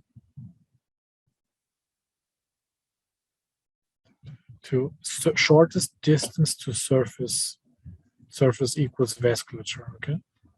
So that's to calculate the shortest distance to the vasculature.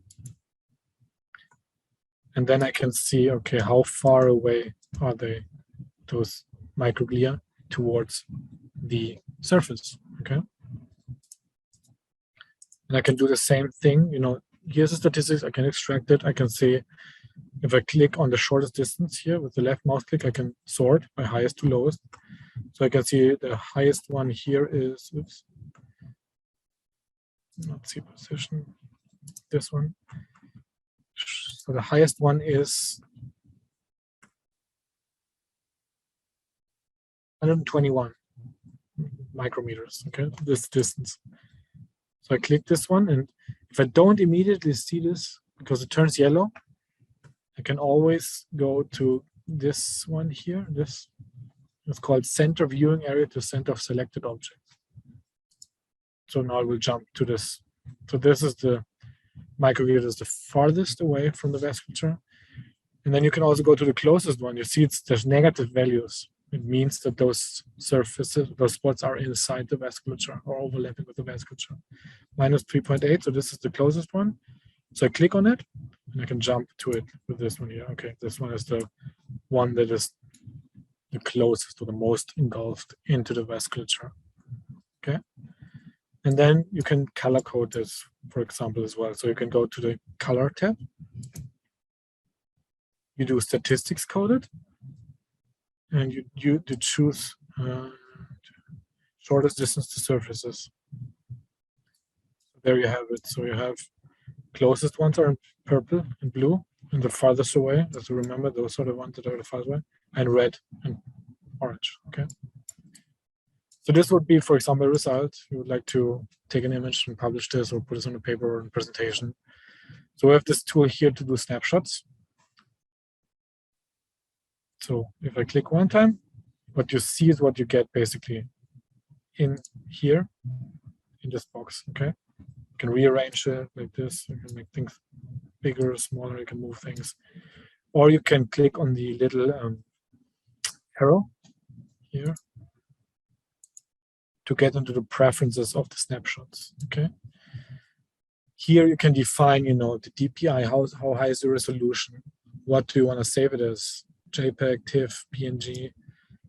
Maybe you don't want the whole window, maybe you want a fixed window, so you can define the fixed window, 1000 pixels by 1000 pixels, okay? You can define the folder where you want to output it and things like that, so you can edit how you want to take your snapshot, okay?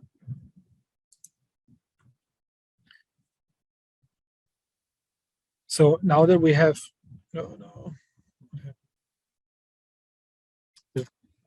did it crash for you guys too? This is part of the presentation.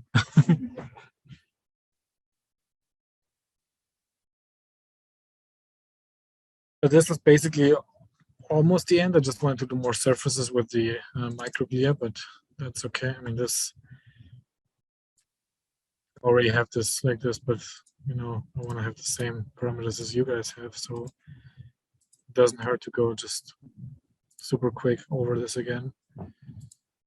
Just me, you can just look, and I have done this done.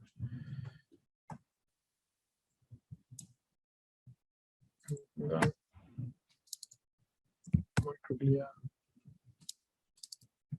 vasculature, clear direction, smooth background, 5.5.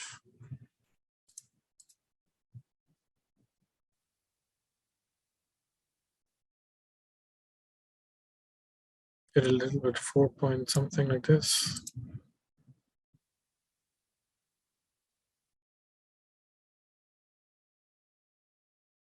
So now that we're here in the filter again, I mean, this is something where we've been before, but and we used, you know, the sphericity. We can use different filters, you know, we can do it also sequentially, okay? So for example, if I do shortest sphericity, you know, I turn this one on, I turn this one off, like we did earlier, like this.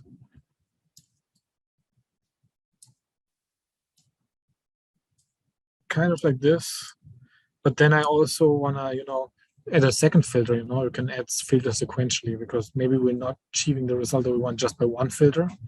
So we can add a second filter, and it's doing the first filter first, and then it's doing a second filter based on what's left over, so to say. So we can do the second filter based on volume, and we can, you know, in this case, we've just the largest volume selected, but maybe I want to have more selected like those, you know. If this gets too crowded, and you can always use your mouse wheel and zoom in into all of those, you know, where you're doing thresholding, so you can adjust and make it easier like this, okay? And then I'm using those two filters instead of just one, but the result should be the same as using the sphericity filter and adjusting the threshold accordingly.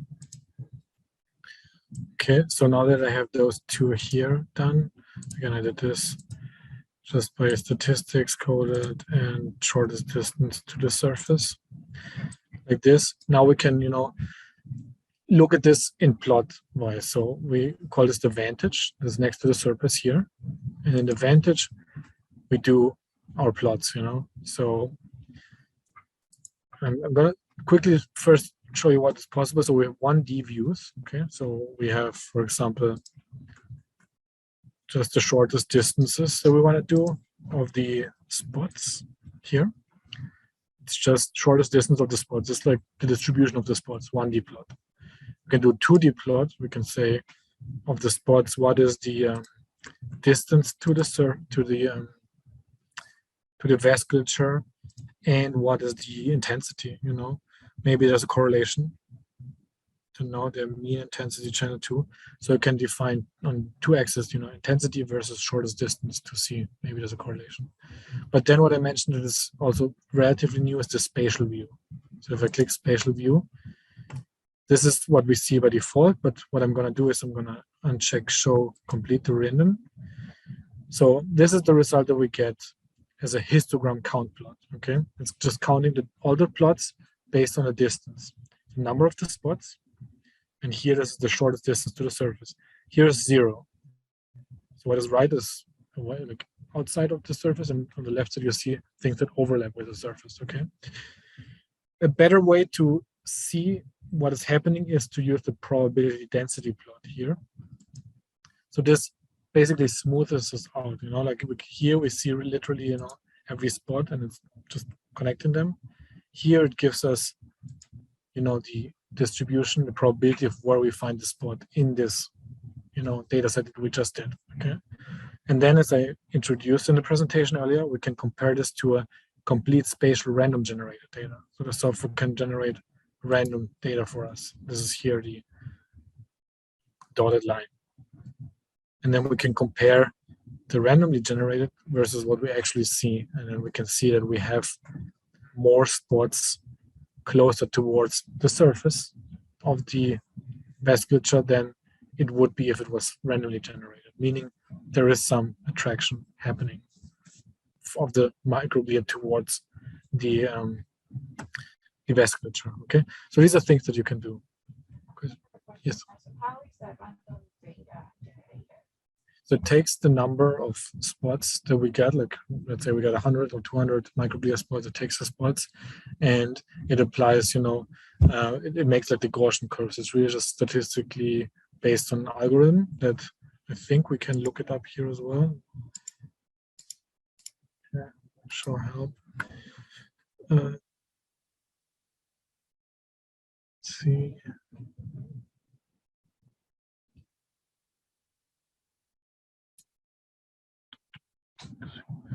So here, let's see.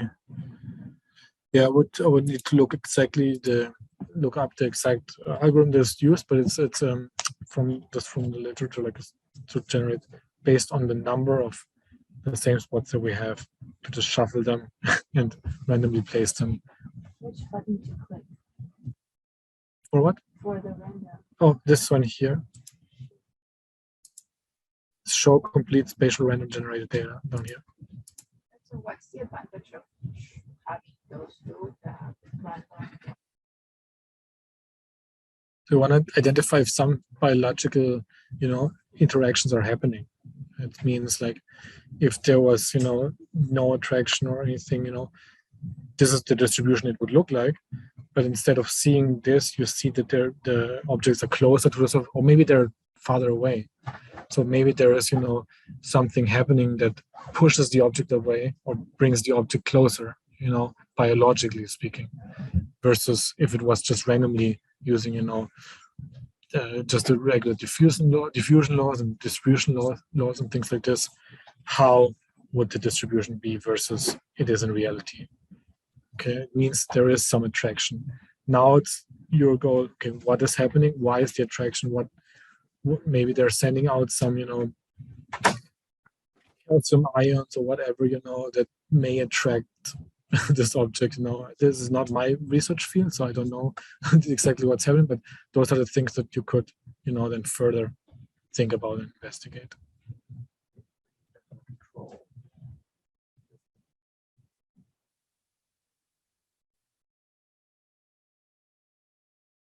Right. So, and yeah, and then you can also like snapshot those out or export those plots out. Okay. Again, I know a lot of people like to work in Excel or maybe Origin do the plots, but it's also possible to do all the plotting and everything in Imaris itself. Okay. And then this is the spot surface one, and then we have the surface one as well. This is basically just showing the intensity over the distance. Okay, so high intensity inside, and then the intensity falls up. This is like a line plot of intensity in 3D that you can generate. These are like the spatial things that we have that are possible. Okay, and then 2D or 1D plots. Okay. So I don't know if lunch has been delivered yet. I mean, oh, it's outside? Okay. I think because I would say we break now. I can do the surfaces on this one, just starting in the next session and then go to the more advanced things. Okay, for those of you on Zoom here, we're doing now the lunch break. We will get back to the next portion of the session at around 1 p.m. Hey, can I ask one quick question? Yeah, absolutely. What if I wanted to display just the dots that directly touch the vasculature, so that are immediately adjacent to it? Right. So you can, for example, filter. Yeah. And then you add the filter by shortest distance to the surfaces. And then you filter by 0. Yes. Go to 0. Yeah. And in this case right now, all that are yellow, these are not touching. And all these are not yellow, like this blue guy, they're touching. So I would probably just invert this, to be honest, and do 0. And now you can duplicate the selection to new spots. Yes. And then you can call these spots touching. And these would be these would be only the spots that are touching. Yes. Now the ones that I have in this guy here, this is where 28 ones that are touching. The leftover, like this. And you get statistics only on those 28 spots that are touching. I removed the others. So I use the filter function on the object that I want to show that is touching, and then from there, I can just adjust it. Correct. Or you can go do the classification instead of touching, and do a new classification. Or I mean, you can also go into the wizard directly, classification, and then choose the shortest distance to spots. Surfaces, and then choose 0 as your threshold cutoff, like this 0. Yeah. And then what it means is you can also zoom in to make it to go exactly to 0. You can define, everything that is blue. Let me show this like this here. Everything that is blue now is touching. Everything that's purple is not. So now you have not deleted. You have just put different colors. So I've done. So here, purple is not touching, blue is touching, or simply we only leave the ones that are touching. Oh, okay. 2 ways. And then if I were, does the algorithm would also display if I go to 0 distance, would that also display objects that are in the microvasculature? Oh, fully inside? Yes. Yes. We do not have one that is fully inside of spots. The one that is the most was like minus something here. Yeah. The detailed specific values, shortest distance. Nope. So, but if we had one inside, that would be part of the 0 distance. Like this. This guy here. Yes. I managed to get the display adjustment back. Here it is. I also managed to find out why the lab kit didn't work. This was the question here. It was because of the path that I had. I changed my application from the desktop where I had it into a folder, and I can show also what this means. I can help you guide how to set up the lab kit pixel classification as well, which is a powerful tool here. Let's see. Oh, okay, more people on Zoom. That's good. So This is how we ended in the session earlier. So for those that were not in here, I will recap very briefly because I had to restart the software to get my display adjustment back onto my screen. So I'm gonna, again, I guess for a third time, show this briefly, and then we'll continue on with this because this image or this data set will be able to highlight, you know, the 3D object-to-object based co-localization as well, plus other things that earlier there was a question as well about overlap, and I want to go more into detail into how we can classify and filter different statistical parameters. Okay, so this is the microglia data set. So if you're in the arena, the name is microglia vasculature, okay, or a microglia vasculature with objects.ims, that's the name. So if you're in the arena mode, please, I can do it again, yeah. So if in the arena mode, please double click on this image. And what I would like you to do is delete the objects that we have, the surface here and the spot object here. And the volume, we want to go into the MIP, into the maximum intensity projection mode, okay? Just to be here. So now I have the display adjustment where I can turn off, you know, the red channel, the green channel. So for example, here, you know, the highlight is the cell body. So we can, if we take this little triangle here, you know, we can move it.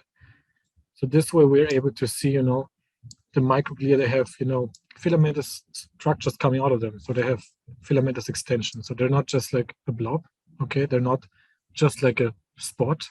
So they have a real surface around them with, you know, the filamentous extensions, you know. And in reality, we would like to capture all of this information. We don't want just a spot, a blob, placing into the center of the cell body, but we also want all of the, you know, little filamentous extension. They might be touching the vasculature. They might be overlapping with the vasculature, you know.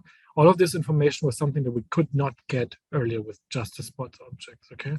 And this is definitely relevant data. That's the reason why I told you in the beginning, you know, 90% of the times I do use surfaces over spots because they give more information. But there are cases where you simply need a cell count, okay? In this case, definitely spots. If you just need a cell count, you don't need any morphological analysis. You don't need to know volume. You don't need to know anything else. You just want to count. Spots is the fastest way with the least computational resources to get to a result, okay? So I'm still gonna do all of this again, what we had. I'm gonna do it very fast. So you guys hopefully already have it. You didn't delete what you had. So I'm doing the spots. I double click to relabel them.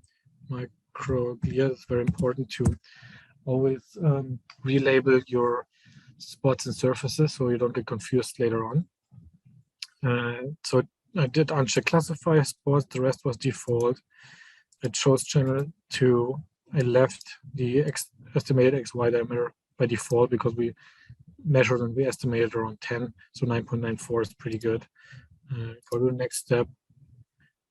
This is the filter, so we can do a quick check in 3D. There we captured all of the microglia. It looks very good, so I'm happy with this. So I'm done with my spots, and I'm gonna go now into the vasculature. Here I want to create a surface. So I'm clicking the blue blob to add a new surface. I'm labeling this vasculature. And also I'm not going to classify this. The rest I leave as default. I'm going to go to the green channel, the red channel. I leave the smoothing as is, and I do a background subtraction of 5.5. Okay. So now you see LabKit for pixel classification is not grayed out with how it should be. It's just that in order to use LabKit for pixel classification, you need to have downloaded a separate software instance, so that no extra cost, so you can download for free, and you need to show the Imaris software path where it is located. And I had recently moved it because I cleaned my desktop for this workshop, so you know it's not super messy, a little bit messy, but pretty good. And I moved it into a different folder. That's why the LabKit didn't activate, okay? And since I'm here, you know, a lot of you may want to use this because it's powerful. And also, you know, you want to use probably MATLAB extensions and everything. This is part of the Imaris XT module that you have also access to. So we go to File and to the Preferences, okay? So here in the Preferences, there's lots of, you know, things that you can do and you can change. And if you go to the Custom Tools here, this is where you can adjust both the LabKit pixel classifier and the MATLAB. Okay, the first one, you see it labeled Fiji. It needs a path towards your Fiji application on your workstation. So this is the path that I had on my desktop, and I changed it. So I needed to browse and point it towards where Fiji is located. Okay, and then I'm also clicking here to enable GPU for the LabKit classification, because with the GPU accelerated pixel classification, it's much more powerful and faster to get there. Okay, so this is the Fiji aspect. MATLAB down here, you should also see, I don't know, depending on, let's say, what version you have, you will only see 1, 2, or all of them. So the ones that have 9.9 should see all 4 of them. The ones that have version 9.8 should only see 3, I think. But you can click here next to the download, always go for the newest one. And then you can download this plugin, so it will bring you to the MATLAB site. You download it, also no cost associated with this. It's not the MATLAB, the full MATLAB version. It's just a little plugin you need to connect the bridge. And then here you can see where I have put it down here, what I downloaded. And basically this will enable you to use the extensions that the software has already integrated, and using your own MATLAB extensions as well. I can go more into detail for those of you who are interested, not in this session, I would say, but there's also like tutorials on YouTube that show how to set up, or written tutorials, how to set up those things more specifically. And if you're interested in those kind of things, please let me know. I can send over this information as well. Okay, so these are we did background subtraction, we did 5.5, so I'm gonna go to the next step here. And we did change the threshold a little bit. So, I mean, it's still doing a good job, but we may want to, you know, we do want to include a little bit more of the pixels here. And instead of, you know, changing some of the numbers and parameters in the last step, which we can also do, where we chose for this particular step to increase the threshold to like 4.0 something is what we did. Then we go to the next step, which is the last step. And here we did the filtering because we got more segmented than what we actually needed. So if I zoom out and I go by clicking again, this is really powerful, you know, turning on and off the slide. So here to go from 3D to just one 2D slide back and forth. In the 3D mode, we see, you know, we have the round spheres here and things that we are not interested as part of our vasculature. So I changed the filter from the number of voxels to the sphericity, because I wanted to filter out the round objects. I turned on the upper threshold here, and I turned off the lower threshold. Okay, and then I can see something round is still here on the top. You know, we adjust the slider to remove all the spherical objects that we have. Is this the part? Oh no, this is part that is connected. Okay, it's more about all of those here. Here, see, we have all of those things. We want to remove them. Okay, so I think we did 11 last time. So we had, like down here, you can see how many objects you have selected. I think we did 11. If I'm not mistaken. Zoom in. It doesn't need to be exact, but I think that's just wanted to be as consistent as possible to have the same, you know, results that you guys have. And this is where you, as a researcher, define, you know, what is of interest to me in this particular research. Okay, so finishing it up with the green button. So now we have the vasculature here that you can see is a surface in red, and then the microglia spots, okay? This is where we ended up in the end of the last session before lunch. So what I want to do now is, instead of having the microglia spots, I want to have them as surfaces, okay? Because we want to do surface-surface interactions, overlap, distances. We don't, in this case, the distance is calculated from the center of the spot to the outside of the surface of the vasculature, but we would like to have more the outside of the surface of the microglia distance towards the surface of the vasculature, okay? So let's do another surface. And now you can see, now it's getting easier because now we have two surfaces, and sometimes you can have 10 or more surfaces. So definitely we want to rename it. So I will rename this to microglia. Now we have 2 times microglia, but one is a surface, one is a spot. So this is still okay. You can also call it microglia 2 or microglia S for surfaces. It's basically whatever works best for you to remember what this surface is. Okay, so I'm gonna hide the spots. I'm gonna hide everything, and I'm gonna bring back the volume and only have the green area, okay? Like this. I'm gonna change a little bit this down like this, okay? So I wanna extract them as surfaces now. And now it's gonna be, let's say, a little bit, not more challenging, but we need to be mindful about, the little filamentous extension that we have here, because if you remember what I said in the beginning, the first section is, when we look at the surfaces, what we want to look at is the smallest features. This is our reference size. So here the reference size is not going to be the cell body, which is, I think it was around 8 to 10 something that we assert, but the little extensions, okay? So go back into the microglia. Classify surfaces. I will leave it on because yes, why not? This time I do want to classify, maybe I want to classify those that are overlapping, those that are not overlapping, things like this. So let's keep it in as default, the first step. Going to step number 2. We change from channel 1 to channel 2 because we're looking at the microglia, okay? Let's get some estimation of size. And how we do this, we go into the slice mode, okay? And again, you can choose this one as your estimate, it's around 11.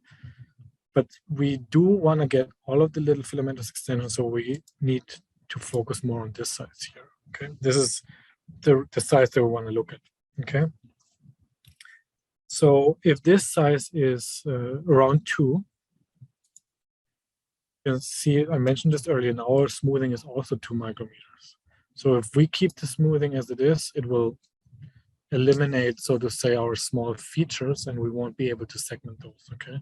And I do want to show you how this looks if we don't pay attention to this, because it's important to see what the results could be if we show something that is not optimal, okay? I don't want to say it's wrong, but it's not optimal for our purposes, okay? First, I will leave the smoothing as is. I go to the background subtraction, and I'm gonna choose 10, okay, as my cell body size. Remember, we would love to choose 2, but I'm gonna choose 10. I'm gonna do next step and see what happens, okay? So now if we see here, we can go out, this is the result, okay?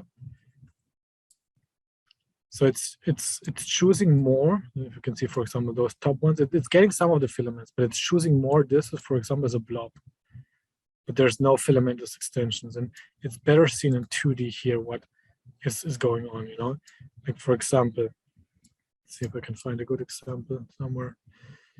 So this, for example, maybe, like, first of all, it's like too much, okay? It's a little bit over segmented, but here, this I would consider is connected here instead of being apart, I think this, in my book, this would be the same microglia, but there's no connection here because this was too thin and too dim based on the 10 microns that I chose, So I can try to increase this to connect it, but this will give me an increase in here, okay? So if I go lower, you can see what happens. So I'm getting rid of more and more of the things that I'm interested in. So this is something where, in this case, this will not help you to increase or decrease, but you will have to change things here, okay? So if I go and we choose 2 this time, okay? but I'm not changing the smoothing. I'm still leaving it also 2. What will happen now? So if I go to the next step, what you can see here is basically, let's go to the automated one, okay?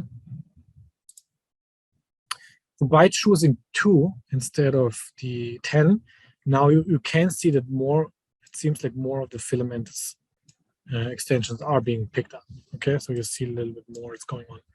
But if I go into the 2D, again, I mean, it's looking more, the contours look nicer now by the automated version than it did before, but we're still not having here a connection, for example, because this is smoothed out and it looks, you know, too, you know, clean. It's too round. You see here, like this, how it's gonna happen. It's very round. It's kind of too clean, okay? Because we're looking at the small structures and we're having a strong smoothing in the size of the small structures, okay? So the question is, do I now remove the smooth completely? Do I turn it down to 1? You know, that's something to play with. I would say or suggest probably, because even 1 would be too much, maybe 0.5 or nothing, okay? I will completely uncheck it here. So I'm not gonna use any smoothing. And I'm gonna hit next with 2 here, just to show you what the difference is, okay? So what you see now is like, it's not, you know, it's nice and round and smooth anymore. It's like you see a lot of things being picked up here, okay? So you see, okay, now this that I didn't have before, this one, and I think, and this is real. So now the question is this real? Is this real? Okay, so let's see, where was, this is the one that we had earlier, remember? There was no connection. Now we do have the connection, we wanted a connection. So now the question is, looks good. Is it really 100% correct, or is there something different or not correct?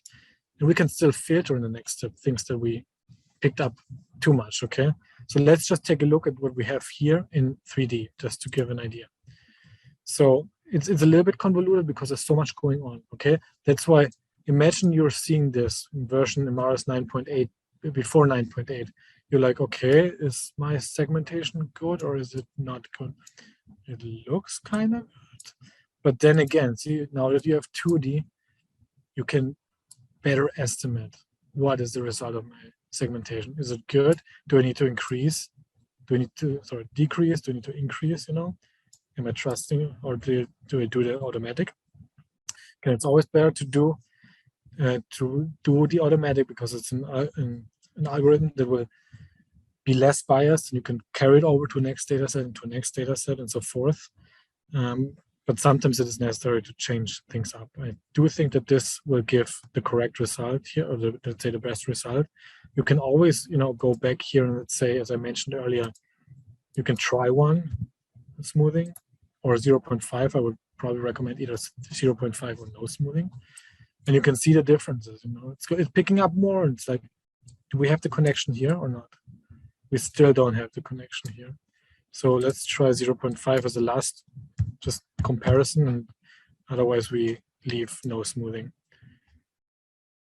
So with 0.5, okay. See, now we are in the automated and it is connected, okay?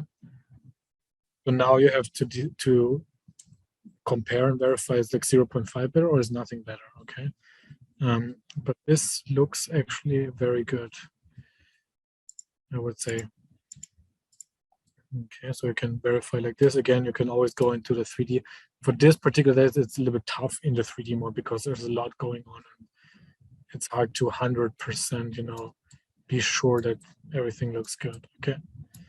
But based on what I see here, I like this, okay? I will keep it as it is. Remember, with the nuclei, we did split touching object because they were touching.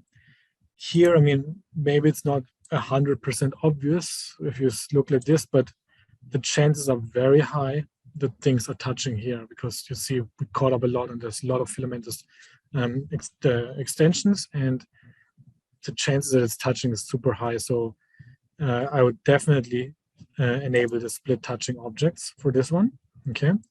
So now we need to place seed points, remember, like we did with the nuclei, into individual objects, okay? So now we don't look anymore at the small features, we're looking at the cell bodies, okay? Because we want to look at this 9.94 as a cell body.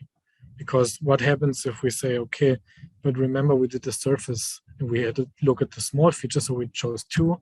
If we were to choose 2 again, it would place, too many spots, as you can see here, like this, an abundance of spots into individual cells. Like this microglia will be split in 1, 2, 3, 4, 5, 6, I don't know, into 10 parts. So you always have to know when to use what diameter, smaller or larger. In this case, you want to segment per object, so you need to look at the larger sizes at the cell body. So if we go into the 10 or the 9.94 as the default, we can go to the next step and see, because what we need to see is we need 1 spot, 1 circle, 1 sphere per object. Okay, so if we go, you see, okay, now here's none, but if I go up or down, maybe there's one. Yep, there's one here. It's a little bit easier to look at it in 3D as well, like here. I mean, it may be crazy, but I think for this one, you can just, it doesn't need to be perfect, but you need to just check, like here I see 2, but I think these are 2 microglia, okay? Just a brief check to see that we don't split, any microglia into 2 or 3 parts. But this is what we did earlier when we did the spots, remember? Here in the spots, we chose 9.94 as our, if we go here, we chose 10 or 9.94 as a diameter, and we got a good result.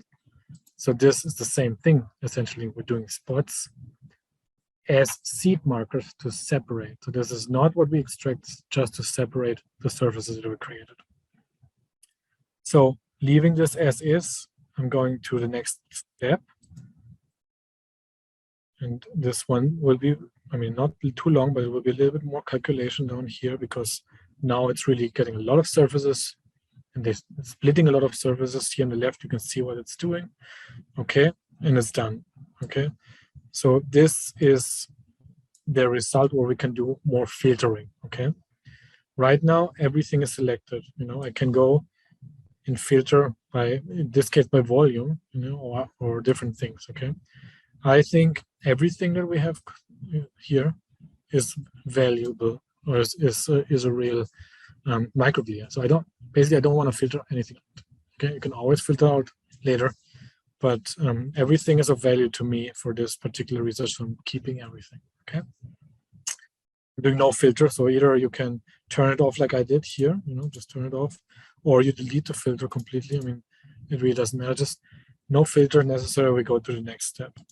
Okay, this step is the classification step. Okay, so we can either do the classification now, or we can do it later. Okay, remember, like this time I was like, oh yeah, let's do some classifications, or you can edit and you can do the classification, but you don't have to do it now. Let's say, okay, I have this step, but hey, I just want to get really quickly done and I do it later. So let's do the green arrow, okay, because this could be something that would be like a typical workflow where you're like, okay, that looks cool. I want to get more statistics first and classifying later. Okay, so you finish it up. You're like, okay, this is my result. Even now that you're done, you can still compare it with, if you go into the slicer mode here, you can still compare how well was my segmentation. Okay, but we're happy with what we get here. But then we're like, okay, let's bring in our vasculature like this, and let's do the classification. Like let's color code them based on the distance to the surface or on the overlap. Okay, so we can jump into the classification here like this, or we can jump into the classifications up here. But first, really quickly, if we go to the statistics, okay, we go to spatial statistics, detailed statistics, specific values.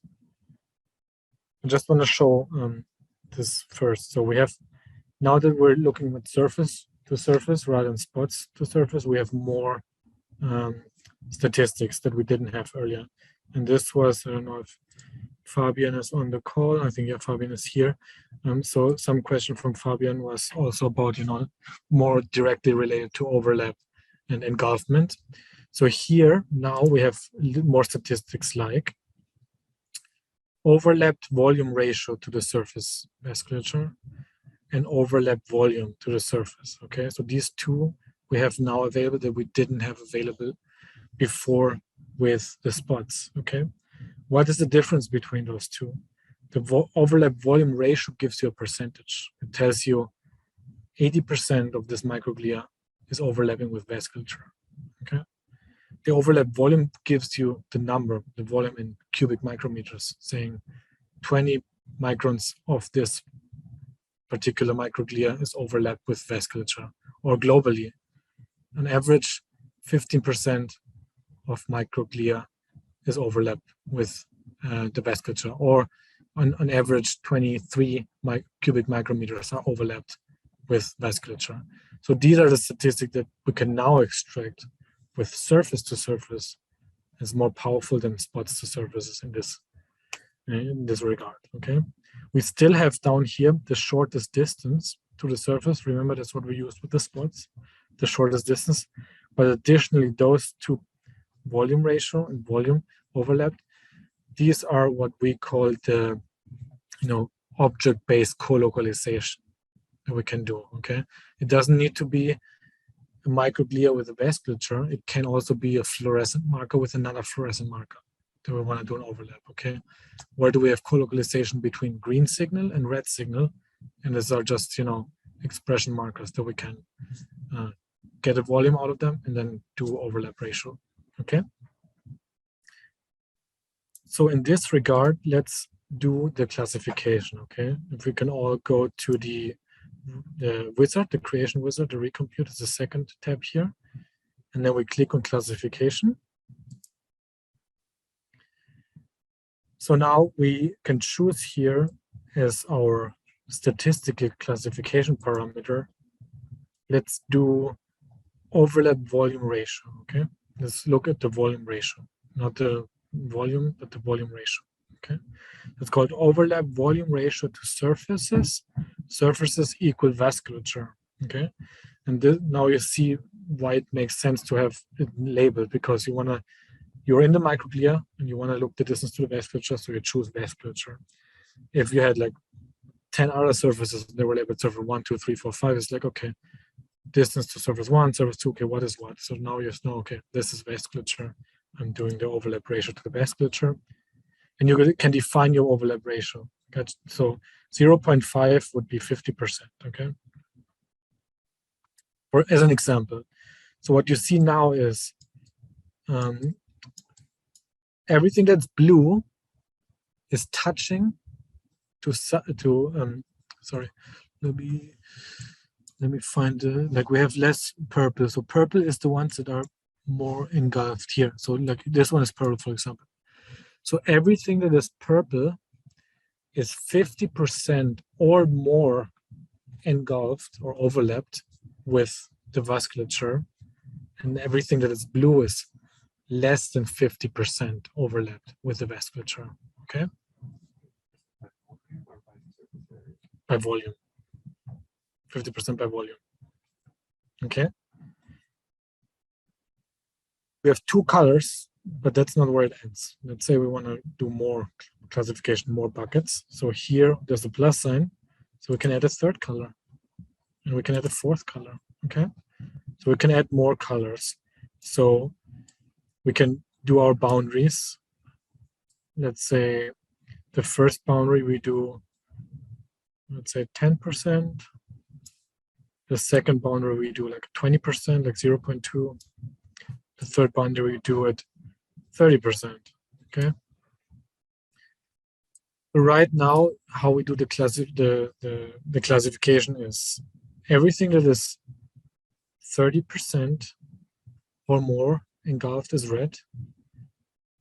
Everything that is between 0 and 10 is blue. Between 10 and 20 is purple.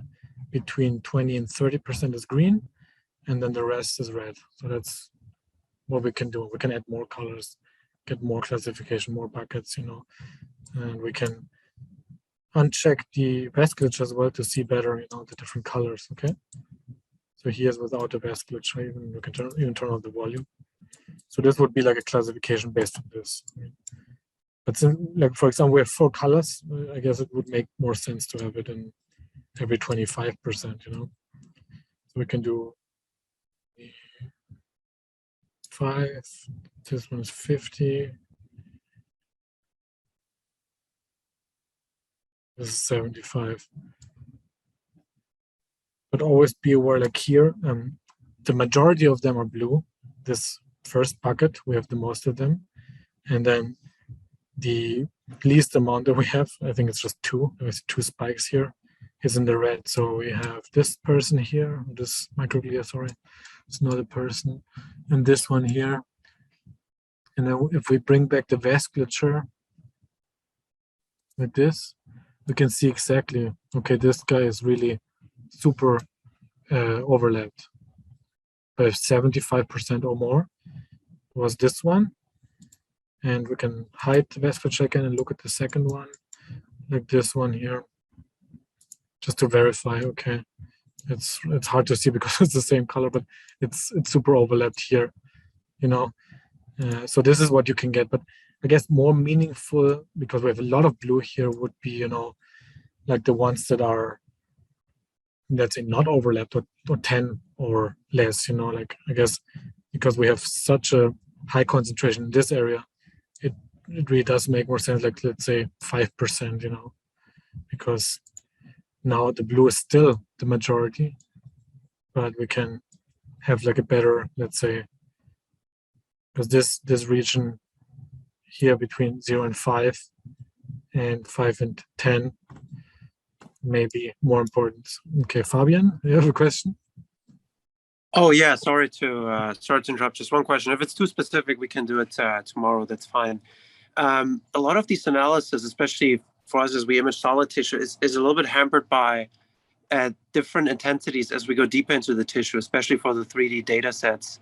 So is there, like, before you do all these, is there like a good histogram matching function like you would have in Fiji and image, say? What exactly would you like to identify in this case? Like the distribution of the intensity of if you want to match the intensity, like alter the data in the sense that the intensity is the same at the top as well as at the bottom, so that you do like a histogram matching function.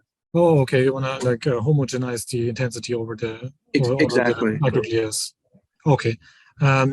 Yes, that is also possible. And if this is off topic, I apologize. I can ask it tomorrow. No, that's okay. I mean, I would say yes, it's a little off topic. I can say for now, yes, it's possible. We can do this, for example, with the masking. I will talk about the masking later on as well. Okay. So that would be something where I'm gonna go back, but definitely remind me tomorrow during the one-on-one as well. Perfect. Thank you so much. Okay. No problem. Thank you. You're welcome. Okay, so again, like this one, I just put it maybe at 50% to incorporate, let's say 30% to get more. So here we have like let's say like a nicer distribution of, you know, very close ones from 0 to 5% overlap. So it's not a lot of overlap. And then 5 to 10, and then between 10 and 30, and then everything that's 30% or more overlap is red. Okay. And then let's say we like what we have here, then we can finish this up. Okay. So we finish this up, then we go into the classification. This is what we've done. Okay. And then you can also rename the classes. It's also a good idea to, you know what class A and B and C and D means. So class A was less than 5 micrometers overlap, I guess we can name it. This one was 5 to 10 micrometers overlap. This one was 10 to 30 micrometers overlap. And this one was more than 30 micrometers overlap, okay? So now I have given them a name of the class. Why is this helpful, or can this be important? Okay, so if we go into our statistics, okay, calculating all the statistics, any statistic that you see here, let's say, for example, we go into the mean intensity channel 2, you see the different intensities of each of the individual microglia, but you also see in which class they are. Okay, so you see less than 5 micrometers, more than 5 micrometers. So in this case, you have the possibility, when you export this to Excel, to have 2 correlation parameters. So let's say you want to get the intensity. Okay, so I'm left clicking here on the intensity name to sorting them from highest to lowest. Okay, and then you can see if I go down, these are the highest intensity. So is there a correlation? And it seems like the highest intensities down here, they are in the category of less than 5 micrometers overlap. Okay, so there's more here. So maybe there's a tendency of the ones that are less than 5 micrometers of overlap to be brighter for some reason. It's just randomly what I'm choosing here for statistics, but you can do some correlations. Okay, you can classify them and contain the classifying information in your export of a different statistic. Okay, so this is very helpful to do some correlations.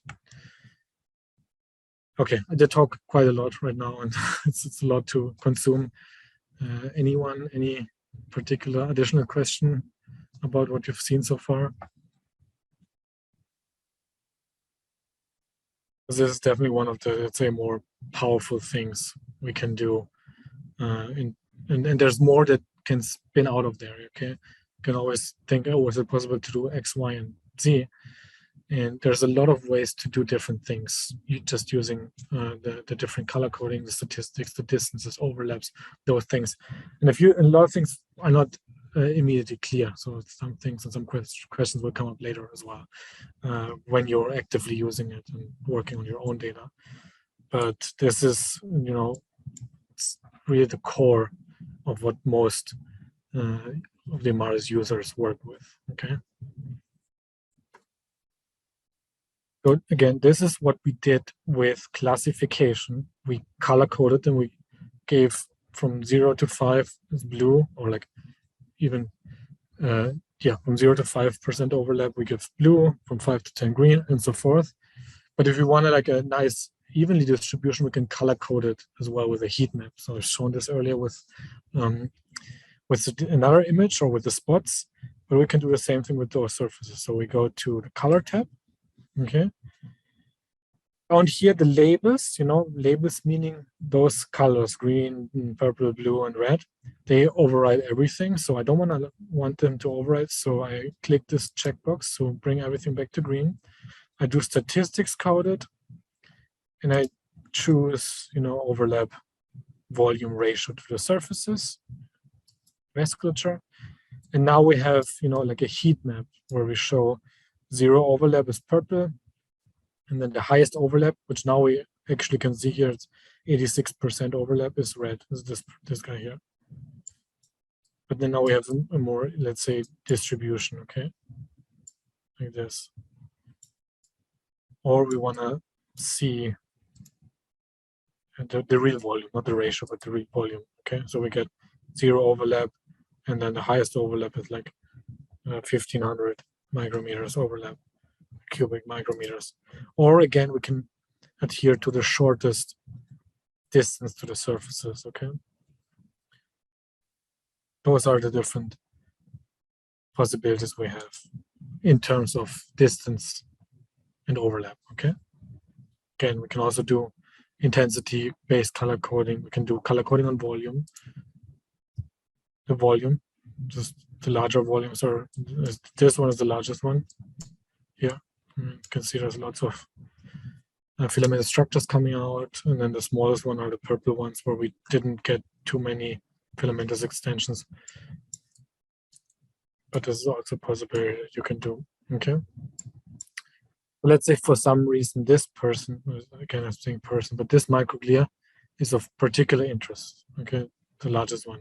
So you click it to make it yellow, and you want to focus just on this one and don't want anything else. So you can go to this this edit tab here,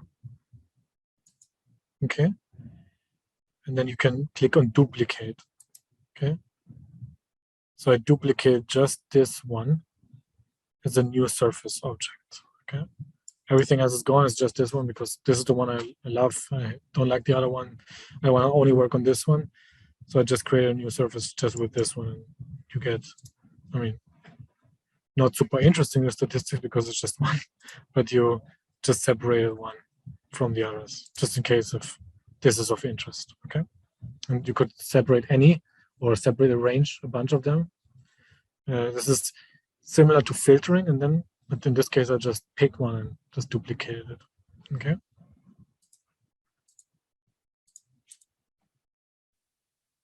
Go back to all of those here.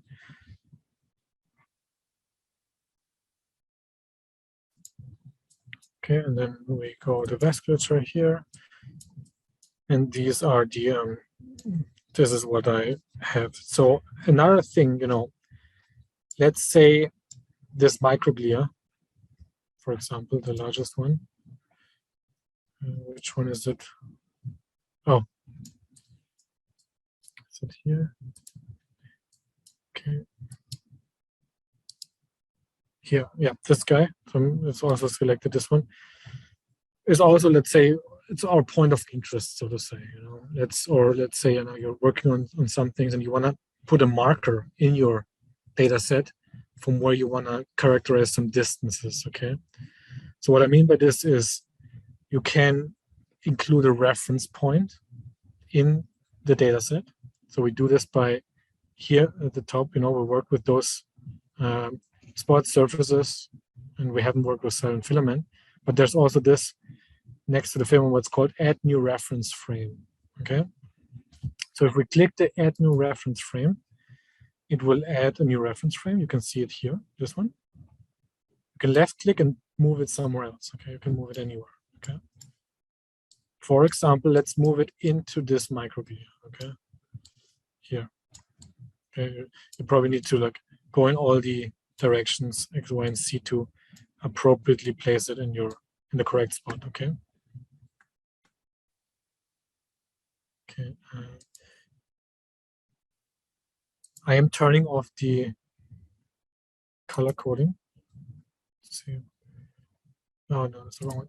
I'm gonna turn off the color coding here because it is trying to calculate the color again and again and again based on the new statistics I'm creating.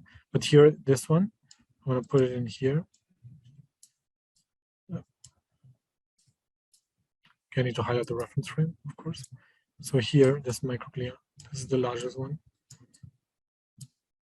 I'm gonna place it in there. I mean, you can also place it by typing in, you know, the real coordinates rather than just placing it somewhere.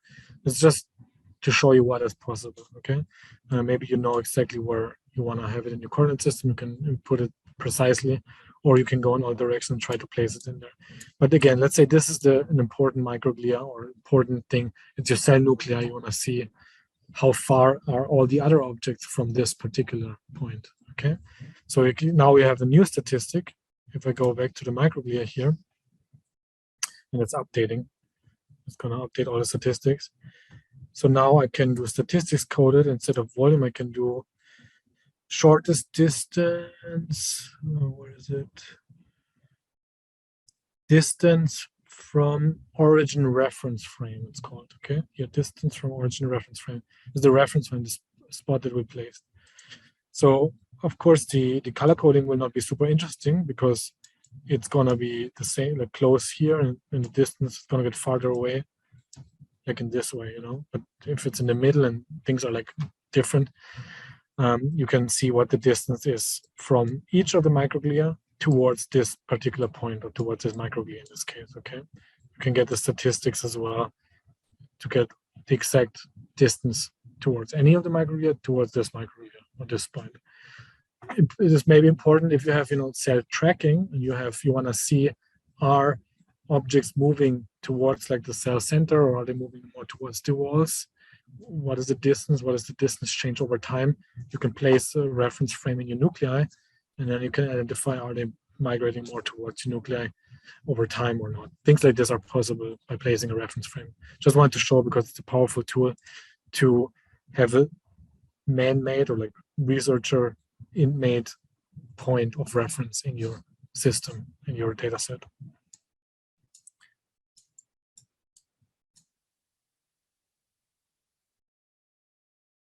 Okay, so this will conclude this section here. Any questions?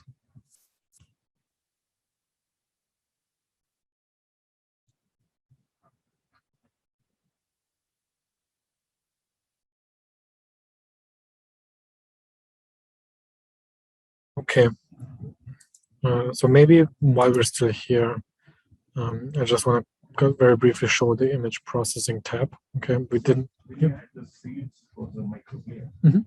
is there a way to add manually? Yes, you can also add manual, like with the spots. You do shift left click. The stuff was more that I created the seed point. Mhm. I didn't add a seed point manually. With shift left click, it should be possible. Yes, yes. For the splitting, you mean yes.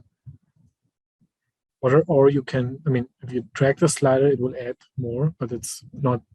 It's not really picking or adding one specific, but you can add a little bit more by dragging the slider. Or if I'm not mistaken, but I will double check. You can shift left click to manually add a spot, or shift left click on a spot to delete a spot.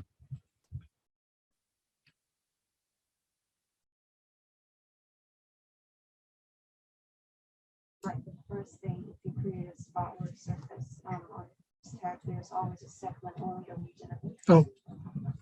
I didn't plan to, but if you're interested, I can. Yeah.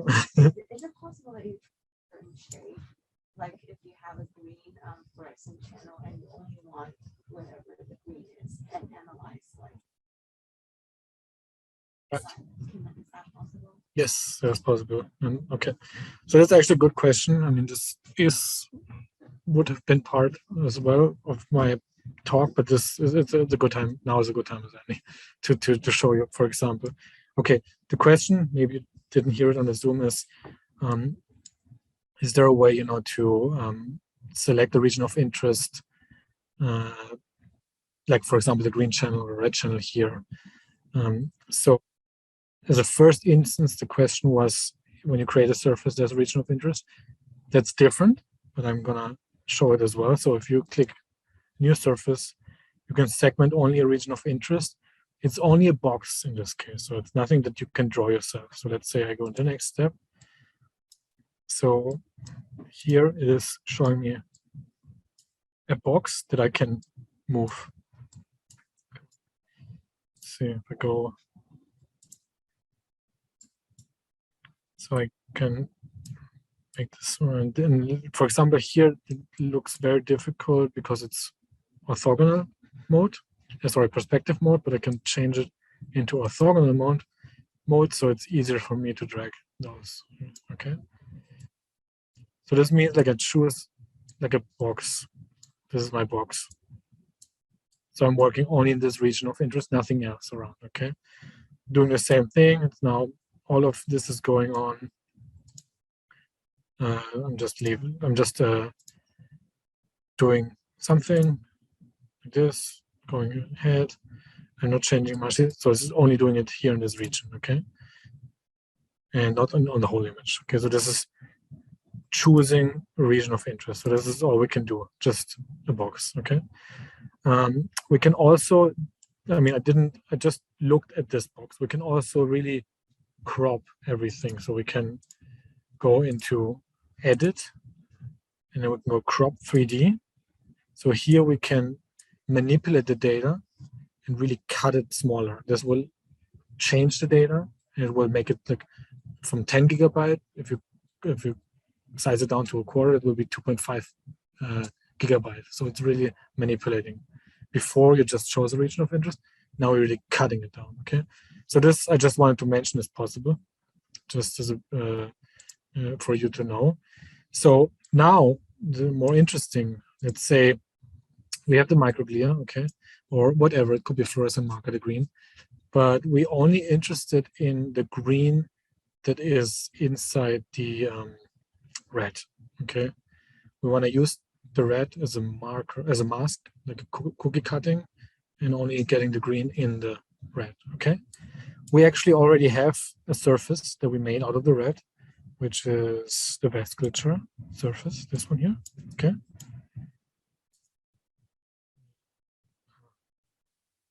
Like this. So what I'm gonna do is I'm gonna use this as my mask to create a new channel that gives me the green only inside the red, okay? So I have to highlight this surface object, the vasculature. I'm going into the edit tab. This is this one here, the pencil, the edit. And then we have the selection down here that's called mask all, okay? So if I hit mask all, it asks me what channel do I mask. So I'm gonna do green channel, okay?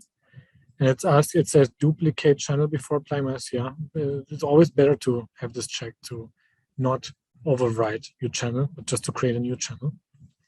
And then these are the main options, the constant inside outside, okay?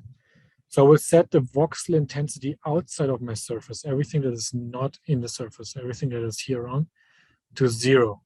I will set it to dark, to black, to 0. And everything that is inside the surface, I will keep as is, okay? I will not change the inside. So this is not checked.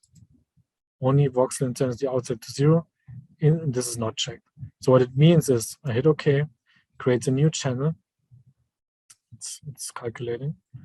So if I go back to this, so now see, this is my original channel and this is my mask channel.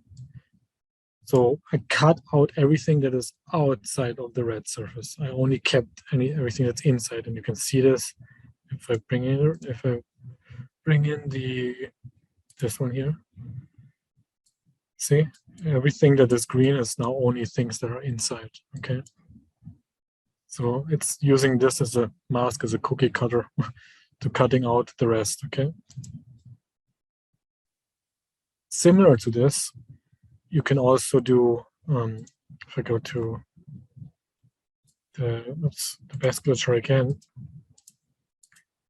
I can do another mask, and I can do, again, green. And I can do the opposite, for example. Everything that's inside should be 0, everything that's outside should be, or everything that's outside could be 0, and everything that is inside you can define to a specific number that you want, to 100, okay? In this case, it looks like, oh, still calculating.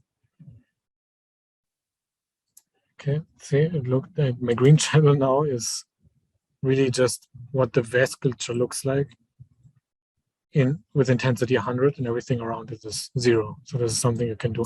This would be the way, like I asked earlier, to make everything a constant, a homogeneous intensity throughout the whole data set, okay? But more, let's say for this purpose, this is the, for your question, I think to answer your question, this is more valuable because now you're looking only at things that are inside the red surface. And this way, this is also some kind of colocalization, because everything that you see now, it's green, is inside the surface. It means it's 100% colocalized and overlapped with the red channel. Yes. I mean, like, not based on the mask, but you like that. Yes, you can also manually draw. So if you go back to the surface, if you go into this to XY, you create a new surface, skip automated creation and edit manually. Here you can define your mode, different modes to draw. My favorite one is this vertex spacing, where you click. Oops, you have to click draw first. So you click, and then you move your mouse like this.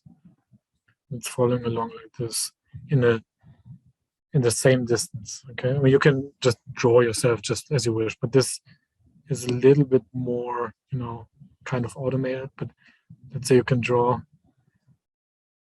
I did draw it wrong because I did research, but now I drew inside, and then out of this, when you draw, you can create a surface.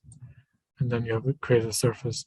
This is just one slice right now, but you can make the slice thicker, or you can draw in different slices, different things, and then interpolate and connect them together to just totally manually, you know, just paint and draw your surface. This was your question, right? Okay, so this is also possible. So there's a lot of tools. I mean, the main thing what the To Imaris software does is the wizard-driven approach with the step-by-step. But as I mentioned, you don't have to do it. You always can go skip automatic, any of the tools, and do everything manually and go into the very nitty-gritty details. Okay, also just one thing quickly is, so by default, so just to let you know, by default, the To Imaris software does kind of a smoothing or interpolation of the visualization, okay? So you see, like when I zoom in, it looks, you can see a little bit more of the pixels here, but it is smooth. So this is not how the data is that you acquired. So if you go to File, Preferences, under Display, the display is interpolated by default, okay? And I have some weird settings right now, so it may crash. So I'm warning you because I'm on the laptop. But if I uncheck interpolate and I hit OK, okay, now you see this is how the data looks originally. Okay, this is how you acquire it from the microscope. You know, you see individual pixels or boxes in 3D, but and this is the values Imaris uses. So it's not using the smooth values; it's using the original values to do all the calculations. But for visualization purposes, we always have the interpolation here on to make it more smooth for the eye to look at it. Okay, just to let you know, this is also the reason why we need to be careful with the smoothing and everything, because it's using the original values. And sometimes, even if it looks here as 2 pixels, maybe in reality it's just 1 pixel, but we just a nice interpolation so it looks like 2 pixels. Okay. Oh, no. Okay. So the background subtraction, you know, sorry, the masking, we would use it as also like to clean the image, for example. Okay, so we use the vasculature to mask the green channel. Yeah, okay, but we can of course also mask just simply the red channel, and then what we get is just like a clean red channel, because before we had, you know, all this that we can consider noise, or we can consider, you know, things that were not of interest. So rather than just extracting it as a surface, we can just clean the channel itself like this, and then this is our clean channel. And what it means, or what the benefits it gets, is if we want to continue processing on the channel rather than on the surface, we can use this cleaned up channel for the software to work less. Because when we do some segmentation or some, especially this will be essential for filament tracing, because you want to trace this and do filament tracing, it looks at the whole image, and it's taking a long time because it looks at everything, all the noise and everything. If you clean the image like this beforehand, it only has this to work with because everything has a 0. It's gonna give you a result faster.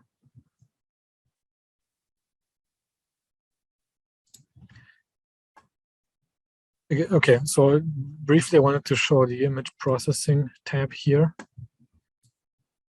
And what this is basically the filters that we have available, okay? Some of the filters, like background subtraction, is being used in the wizard directly, but you can see things here. So this is okay. Where are we? Oops. I'm showing the red channel. This one I don't need. This one, and I'm gonna do maybe just a Gaussian filter, okay? So this on the top is the original image, and then this is the filtered image. So Gaussian filter is applied, you know, it's a median filter, you know, these are filters, you know, to do some noise reduction, some enhancement, some cleaning. I mean, none of them may be necessary for your data, but it's just to show you one of the main ones is the background subtraction. It's here. It's what we did earlier. So I don't know if it will be too much of a difference for this particular one. Yeah, but it seems like there's not too much difference here. So let's try on the green one. Because on the green one, remember we did the background subtraction. So green, okay. Red one, no. Okay, so we did the background subtraction and we did as a filter width. Did we do 10? Or did we do 2? I think we did 2. Okay, so just showing you what the difference is. So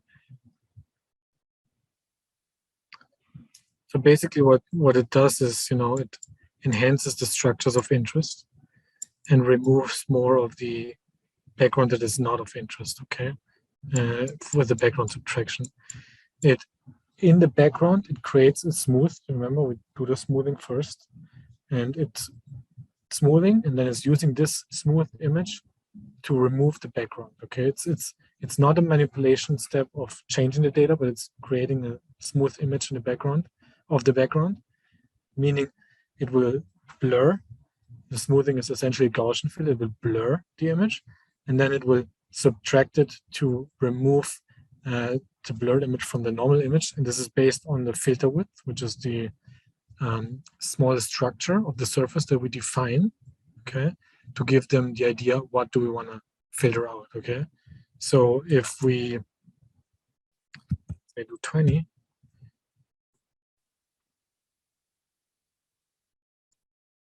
it will, it's gonna, let's get this like this.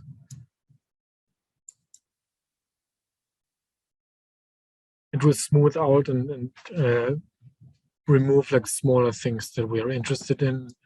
If we do 1, it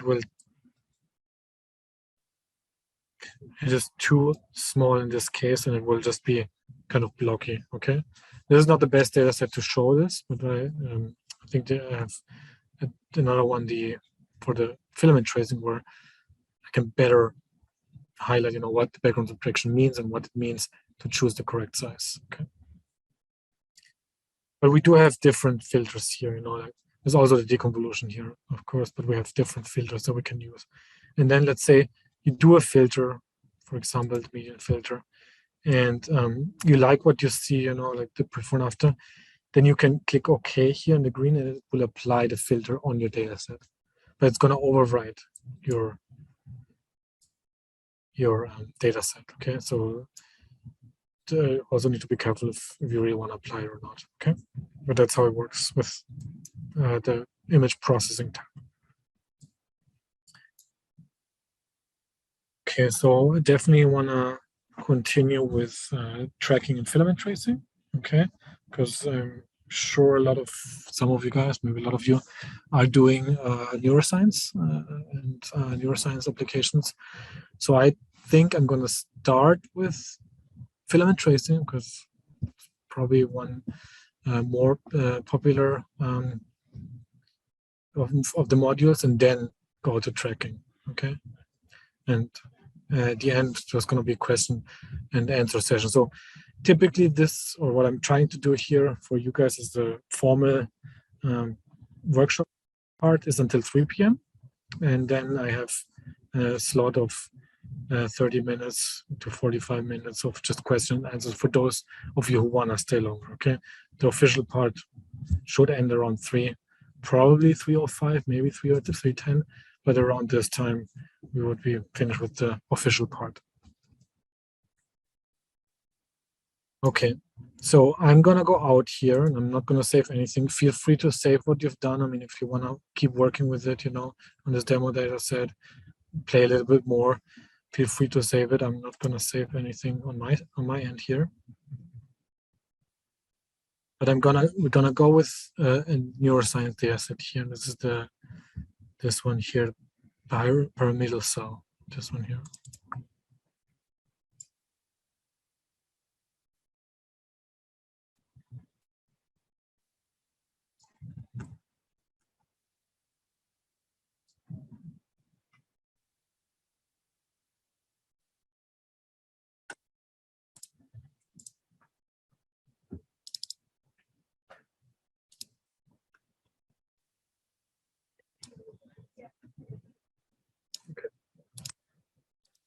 Okay, so the one that doesn't have the filament object, so this one here, okay? So this is already like a cleaned image, and so I mean, this is a demo data set. We try to make it as small as possible for you guys to work on any laptop. But I mean, typically you would need to do some cleaning in the beginning. Okay, so the first step that I recommend with any neuroscience data set is to do a surface and then masking the channel before you do any filament tracing, okay? I do this every time because it cuts down the cost of computational researches, meaning time.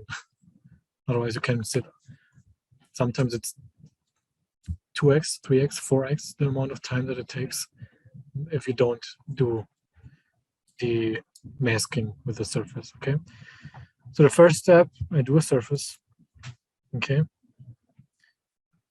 I don't do any classification. I don't do any object staticity because I'm really creating a surface to have a mask, okay? So it's gonna, let's call it like a quick and dirty approach. I mean, it doesn't need to be perfect. It's just, I wanna create a mask to remove unnecessary information from outside, okay? So that's why I don't need those checked. So I'm going to the next step. So this case, I am going to use absolute intensity, okay? Because it doesn't need to be a perfect segmentation. I'm gonna use absolute intensity, okay? I'm gonna use the smoothing that is here by default. You can always go back and adjust things, but I'm leaving it as is, okay? So I'm going to the next step, okay? So this is my initial segmentation, yeah? The goal is to have everything that is of interest included in the surface. It is okay to over segment, but it's not okay to under segment. So preferably you want to have more than less, okay?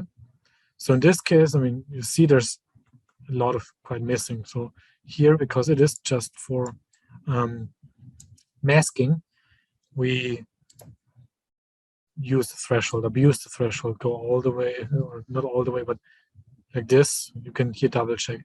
You want to have everything of interest included, okay? That's the important part. You don't want to miss out on things. If you do segment more things than necessary, that's okay. But you don't want to not include some of the features, okay? So I check in 3D as well. So it looks good. So I have everything that I need. It's definitely over segmented, but again, that's totally okay. That's the goal here, okay? So I'm gonna do the next step. I don't need to split any touching objects because it's just one thing that I want as a mask. Going to the next step. I have the filter, okay? It says somehow I have 4 objects. Currently I have 2 selected. That's okay. I mean, I click somewhere here because in the end I just want 1 object. I did over segment, so I have 1 continuous large object. So I'm going to filter by the largest object, this one, and it's just what I need, okay? And finish the segmentation. So this is my masking surface. So I'm going to really simply name this mask, okay? Then, as we learned before how we do with the masking, we go to the Edit tab. We go to Mask All tab. I click on Mask All, sorry. There's only 1 channel to choose from. The default, the standard parameters or the standard setup is the one that we're looking for, where everything outside of the surface is 0 and everything inside of the surface stays as it is, okay? So I hit OK. We create the mask channel.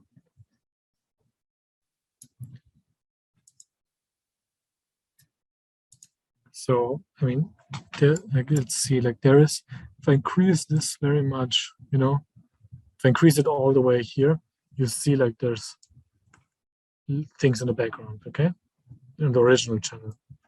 If we go to the mask channel, if we increase this, nothing should come up because everything is 0. You can't create anything from 0. Even if we go all the way left, you see all of this is gone.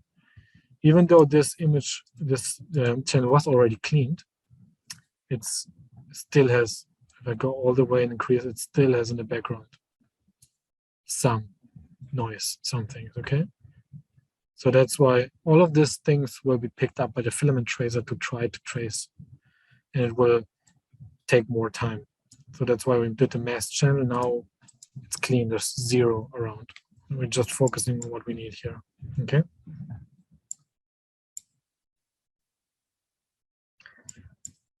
So now that we've done it, we click on the filament object. So add a new filament object. It's the leaf icon here, okay? This one here.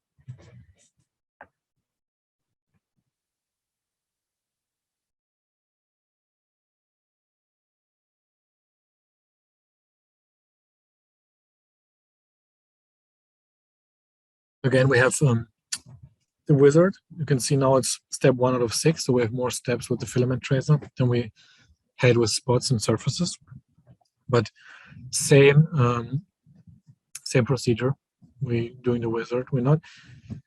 In this case, the semi-automatic approach would be better. But I'm going to do first the fully automated, and then I'm going to show you the semi-automatic. In a data set like this, where there's not too much to trace, semi-automatic is even faster than the automated one. Okay, but if you have, let's say, multiple microglia or multiple neurons, then of course you want to do the automated rather than the semi-automated.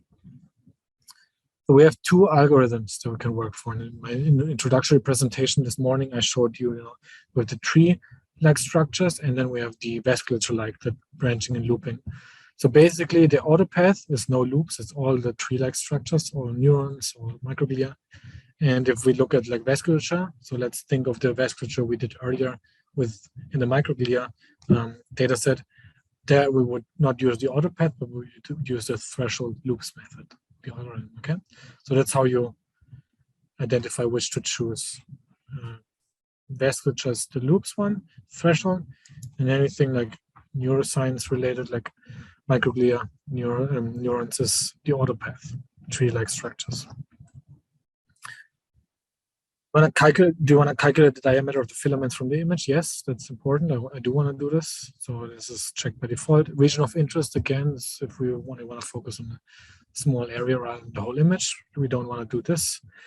Calculate SOMA model. Yes, that's also something new from version 9.7, 9.8, where we have the SOMA model rather than just putting a sphere into the starting point. Now we can actually have a surface SOMA, so we can calculate from the outside of the surface distances. Okay, so I do want to calculate the SOMA model, so I go to the next step. Choose the channel. Definitely here you need to be very careful. You definitely have to choose the masked channel if you want to save time and nerves. Definitely choose the masked channel. Then we have 2 parameters to input. Okay, one is the starting point and one is seed points. Okay, the starting point will place as it says, the starting point in the SOMA. Okay, and we want to do the largest diameter, maybe like dendroid beginning or SOMA, because sometimes we image like here's the cutoff and we don't have the SOMA, we don't have a cell body, we just have a branch. So then we want to get the thickness of the largest dendroid area. Okay, so this is the starting point. Okay, so I go into slice and I'm looking here just at the SOMA. What is the diameter? Okay, 5.5, this direction, 7. Okay, so 6. I will do 6. Okay, that's my starting point. Yeah.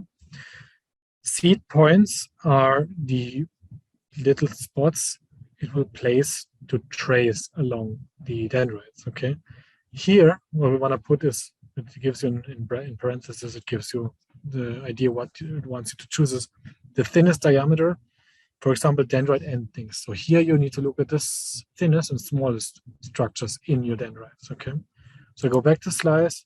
So what it is probably the ending here, somewhere where it's really thin, like this area, 0.5, or this one is kind of thin here, 0.4. So it gives you as again, it's trying to estimate. It gives you 0.6. You could leave it, but I will change it to 0.5. Okay. So we go, and then once we define those two things, we can go to the next step.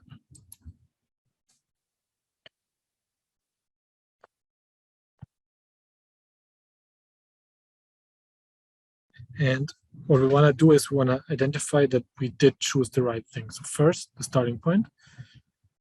I would recommend doing this one better in 3D. So I'm going to click here to have it in 3D. Okay, we see one starting point. Okay, placed it nicely here based on the size we chose. If I were to go back, I mean, don't need to do this, but if I were to choose 1 instead of 6 and go next, so it will place me like multiple starting points. So that's why we need to be focus on the large starting area. So I did 6, so it just placed me one starting point here, and then the seed points is basically where it's going to trace. So it's going to go along those. What you want to make sure is the endings, that you have seed points in the ends, like here, here, because it's traced until the last seed point here, here, here. So it looks good. Here, it's still the end here. Maybe you would need some more seed points, maybe not. But something that you should be cautious about is here, this one. This is a spine, but it's placing me a seed point in the spine, okay? We typically don't want to have a seed point in the spine at this point, okay? Because otherwise it will trace into the spine and it will trace again along the dendrite. It may get weird, okay? So you can just lower the threshold to get less seed points, like this. So remove this, I had a seed point here and here, remove them, but still be cautious to see, do we have enough seed points? Like here we have enough, here we don't, here we don't, okay? So I would go to the automatic one again, so we have enough seed points. And then those ones that are not too many, I would shift, left click to remove them, okay? Shift, left click. And you can do a lot of manual things as well. I mean, you can do all of this, but that's why in this case, the semi-automatic that has a manual component is typically faster because you don't have to delete and things like this. So I'm just gonna still show you the automated version here because it's especially powerful if we have many, many of those neurons or microglia. This one too. There's a little bit of a touch up here. It doesn't need to be perfect because I'm not going to be able to go into all the details. That's why the sessions tomorrow are more to focus on your specific needs. Okay. So once we're happy, let's say I'm happy now with what I have, we can go to the next step. I mean, there's more options here. For example, remove seed points around the starting point. That's why there's not too many seed points here. We can uncheck this and we'll give you more seed points here. This is, for this case, is not really relevant. I'm gonna uncheck this. And then it's asking if you want to remove disconnected segments, but in this one, I won't have any problems. So I'm gonna go to the next step with the blue arrow, okay? Now this is a new thing, the SOMA model, since again, 9.7 and 9.8, I'm not entirely sure, but we can use a starting point like this, like it used to be, or we could use a SOMA. Here you can see, you have a surface actually that goes more around the SOMA. You can get more statistics. You can get SOMA statistics additionally now as well. So let's use the SOMA as a starting point. Go to the next step. So now this is more computational. So you can see that like how much it's taking, not too long. But if we didn't clean up the image, it would be like 3, 4, 5 times as long. And if the data set is big, this is very small, it can be really long, okay? So here, this one is choosing the dendrite diameter, okay? So here, if we take this threshold and put it all the way down, we can see the trace that we did, okay? So here we can see what trace we've done, verifying if it looks good. I mean, here, again, there was one, maybe here and here, there was a spot placed into the spine. And now it was thinking it's part of the dendrite. So this is a mistake that has been made here. Maybe it isn't, but maybe it is. So I do think that some of them are not the real ones. That's why I'm going to show you the better right? This particular one, the semi-automatic version to go about. Like here, this one, for example, does not look very right here, okay? But again, so we want to get now we have traced it. So we have the little lines. We want to fill it with meat, okay? We want to extract the dendrite as a solid matter, you know? We want to fill the sausage, okay? That's an example. So I click back here to go to automated, okay? What we want to do is similar to just the regular segmentation of the surface. We want to have everything extracted. So I can go into 2D model and verify, okay, how does it look? Do we include everything?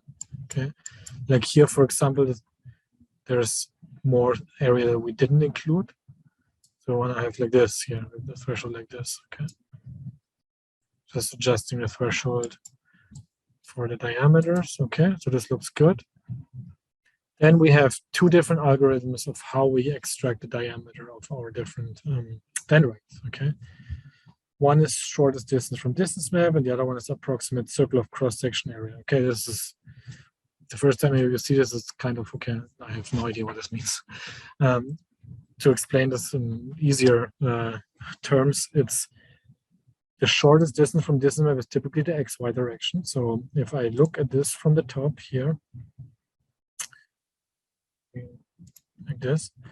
So this is my diameter here on XY, like this. But if I look from the Z axis, from the Z side, you see that it's longer, you know, and this can happen maybe during acquisition, you know, your Z step size, you know, you did something wrong, some distortion, or it doesn't necessarily need to be your fault or anything, you know, it's just like there's an elongation or something in the Z direction, okay?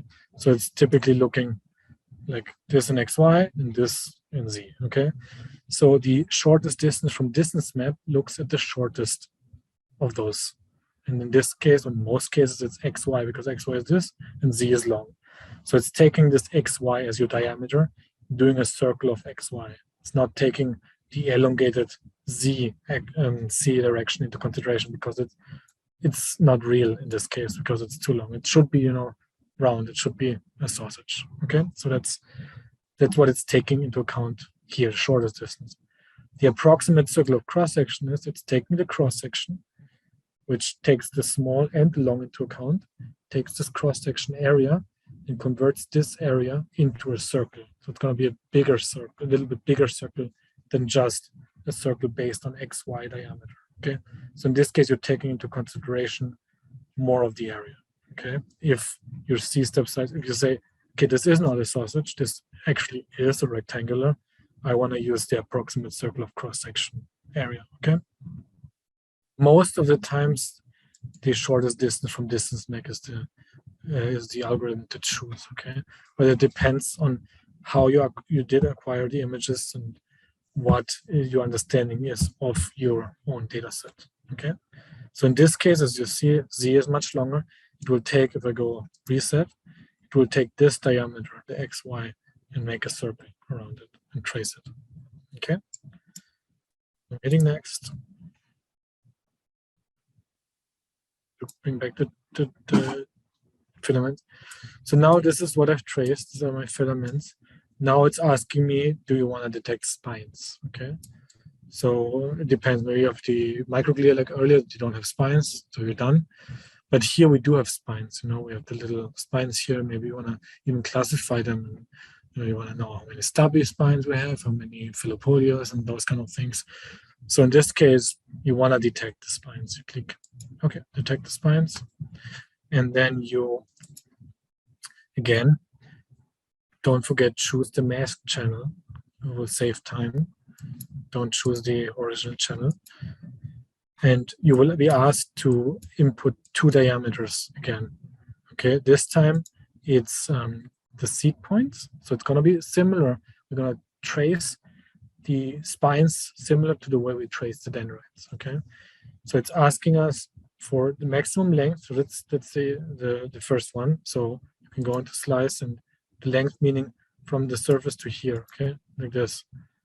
From here to here is the maximum length. Okay, so you want to restrict it so it knows. Okay, if this is like 6 microns away, it's not going to be a spine. typically, in real life, it's like 2 or 3 microns is the maximum that a spine could be. All data sets are different, all research is different, so that's just an estimation, but you can always, you should go and just measure it, okay? 1 micron, 1.5 micron, 1.6 microns, okay, so I would restrict it to 2 or 1.8 or something, but 11 is definitely way too much.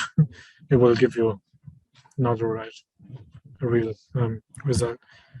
So that's the 1.8. And then you want to get the thinnest diameter, maybe of one of the smaller spine heads, okay?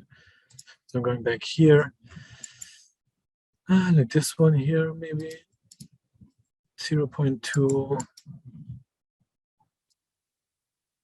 something like this. So I can do 0.2, and then I'm gonna go to the next step. So this is what I chose.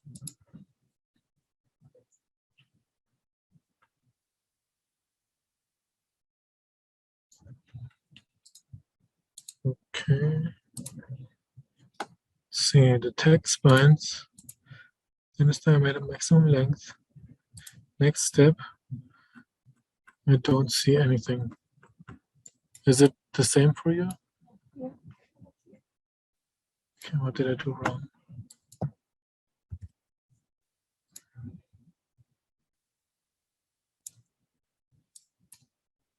1.8.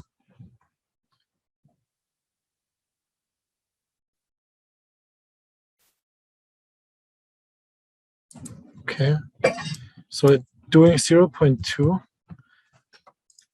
did give me nothing, so it was too small.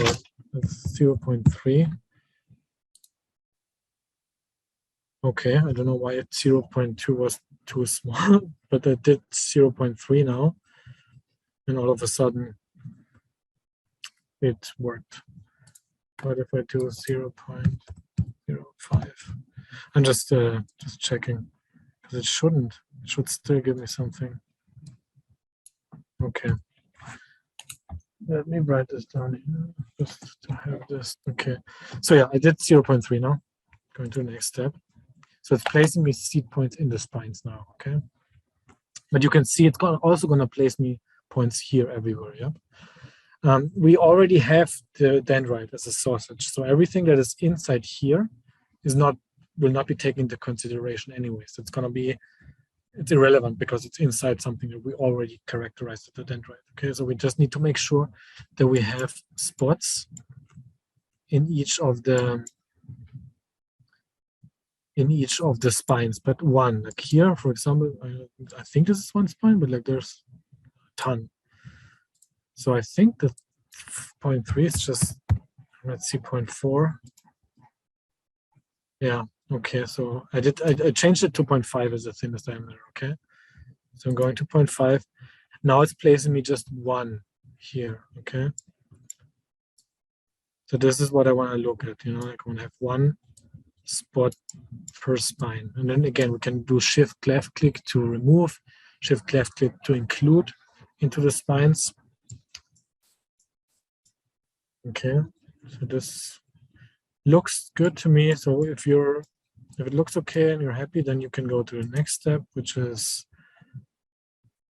should be the classification step, maybe. Okay, so it's calculating all the spines.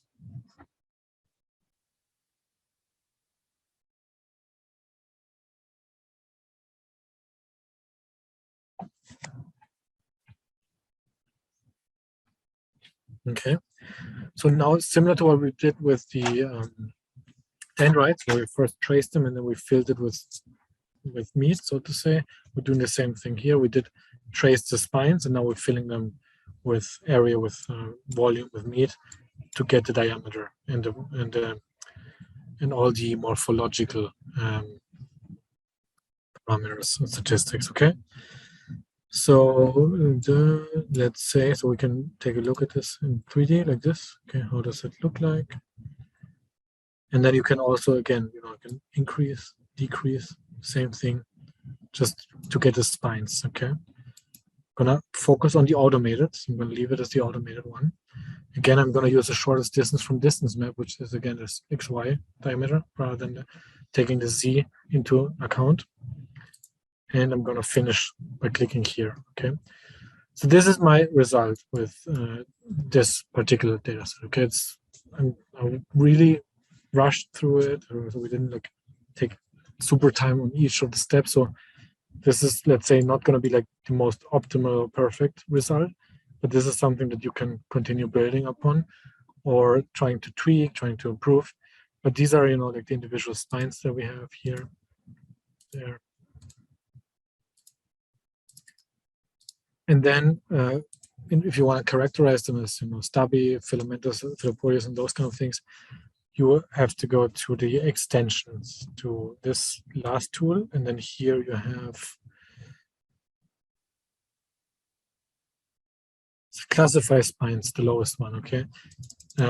It most likely is grayed out for you, like it is, because you don't have the MATLAB plugin. And I do have the MATLAB plugin, but it's still grayed out for me. So it may look somewhere wrong, I don't know. This is 9.9. I should have it downloaded.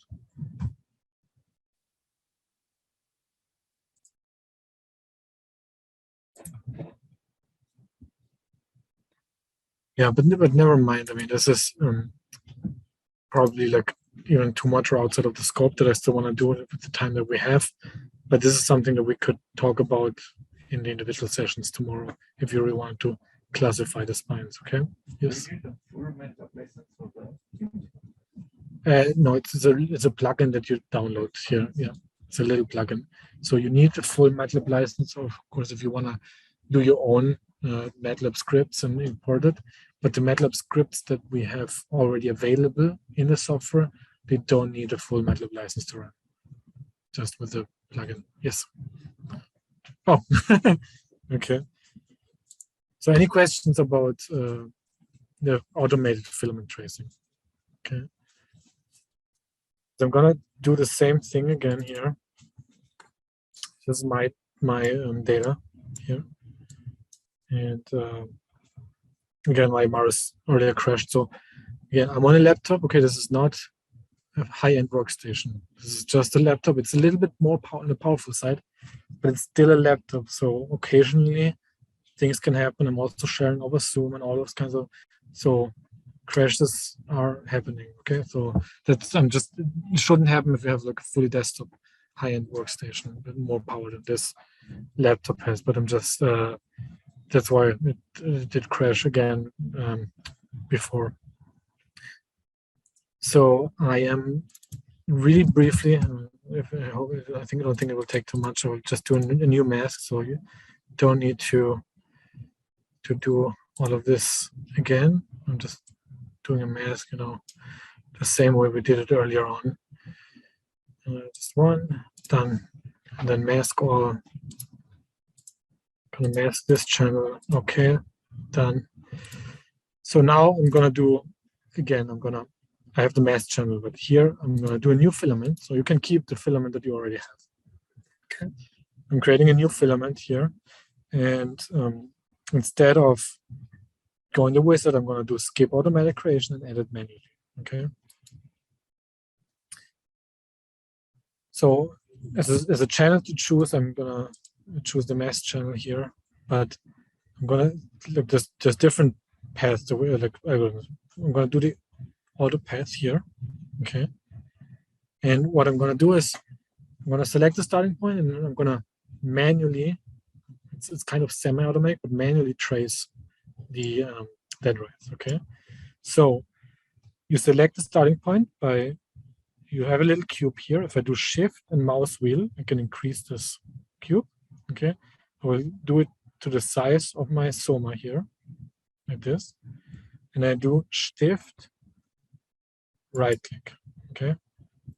Shift, right click is gonna place it in here, in the center of my highest intensity, okay? Like this. If you don't remember what to choose, you can always click here, select selection starting point. It tells you what to do. Press shift and right click into the image. If you forget, because there's right, left click, there's a lot of things now that we do in the manual that can get confusing. But shift right click is creating the starting point, and now you see I'm getting the traces, you know, it's automated. I'm not clicking anything, I'm just following along. And so this is gonna trace along the highest path of intensity for me, okay? So for example, let's go this way here to the end, like here. And then I'm going shift left click, hit right click to create the starting point, shift left click to end this branch. Okay, and then I'm gonna trace another one here, shift left click. I'm gonna trace another one and so forth, you know. So that's how I can go shift left click, shift left click, shift left click. So you see this is a little bit, can be faster, but definitely more effective if you have not like thousands of dendrites to trace. And then you can always go into the, you know, like this to just really make sure you're tracing the right things. Okay, I did right click and I created a new starting point, which I didn't want to. So gonna just Control Z. Okay, and I'm gonna choose this one, the starting point. Okay. Of the what? The accidental start point. Oh, I did Control Z, just to undo.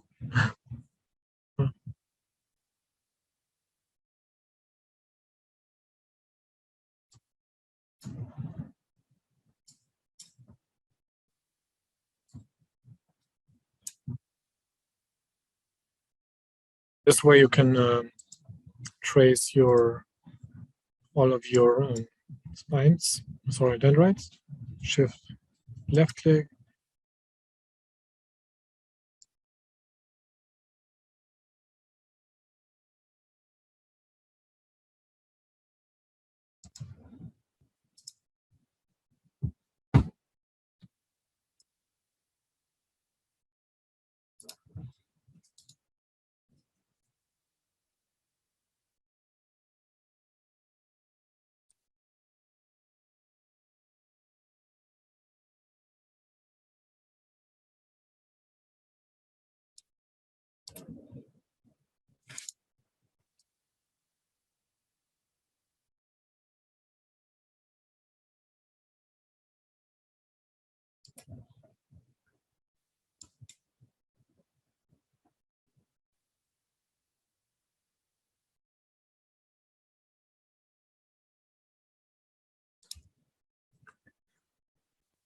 See if I can find a more difficult one.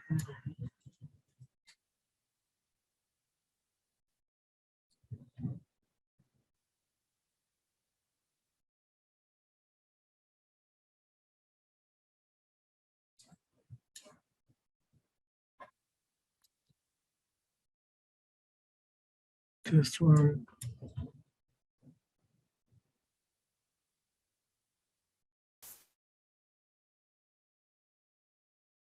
Yes, it is going. It's going along the highest path of intensity. So, if for some reason the intensity were to be on the outside, it will follow the outside rather than in the middle. But typically, the middle is the more intense one. In the automated,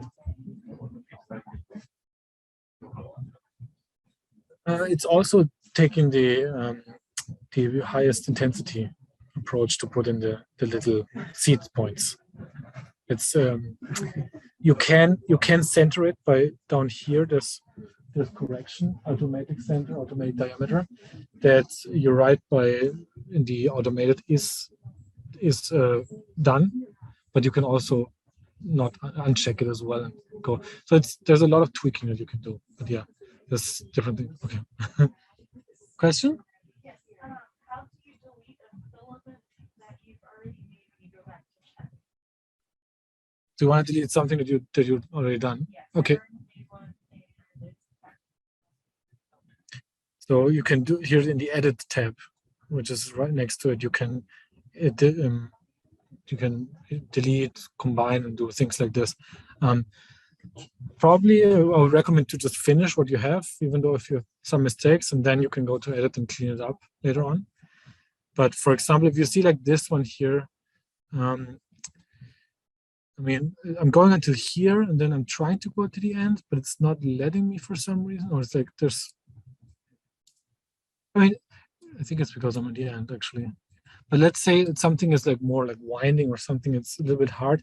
What you can do is you can do it in places, in different steps, okay? So let's say for some reason it stops tracking here and wants to go here to a different one. So you do Control Shift left click.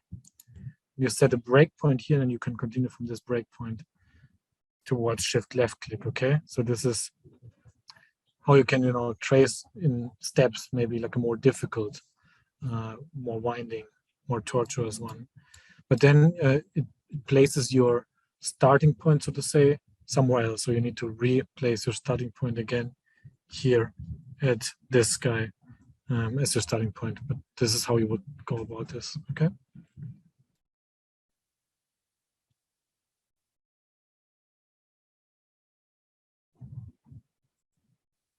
All of all those shortcuts, like Control Shift left click, is there documentation somewhere? Yes. So wherever you are, you can always, like here, let's say you can right click, and then you can do Show Help, and it will bring you to whatever we are, the Draw tab here, okay? Then we can go to, is this, please refer auto depth, and then we can see where the keyboard, mouse keyboard function, do undo. So all of those shortcuts should be somewhere. See also menu display, overview camera, yes, Soma. See, drawing auto path. Here, Shift plus right click, set starting point, Shift plus Command plus right click, connect and restart. So you can find those here. In all the explanations, it's whatever you're working on. Just do surfaces or there's different statistics. You don't know what this filter means or so, you can right click and go show help, and it will bring you.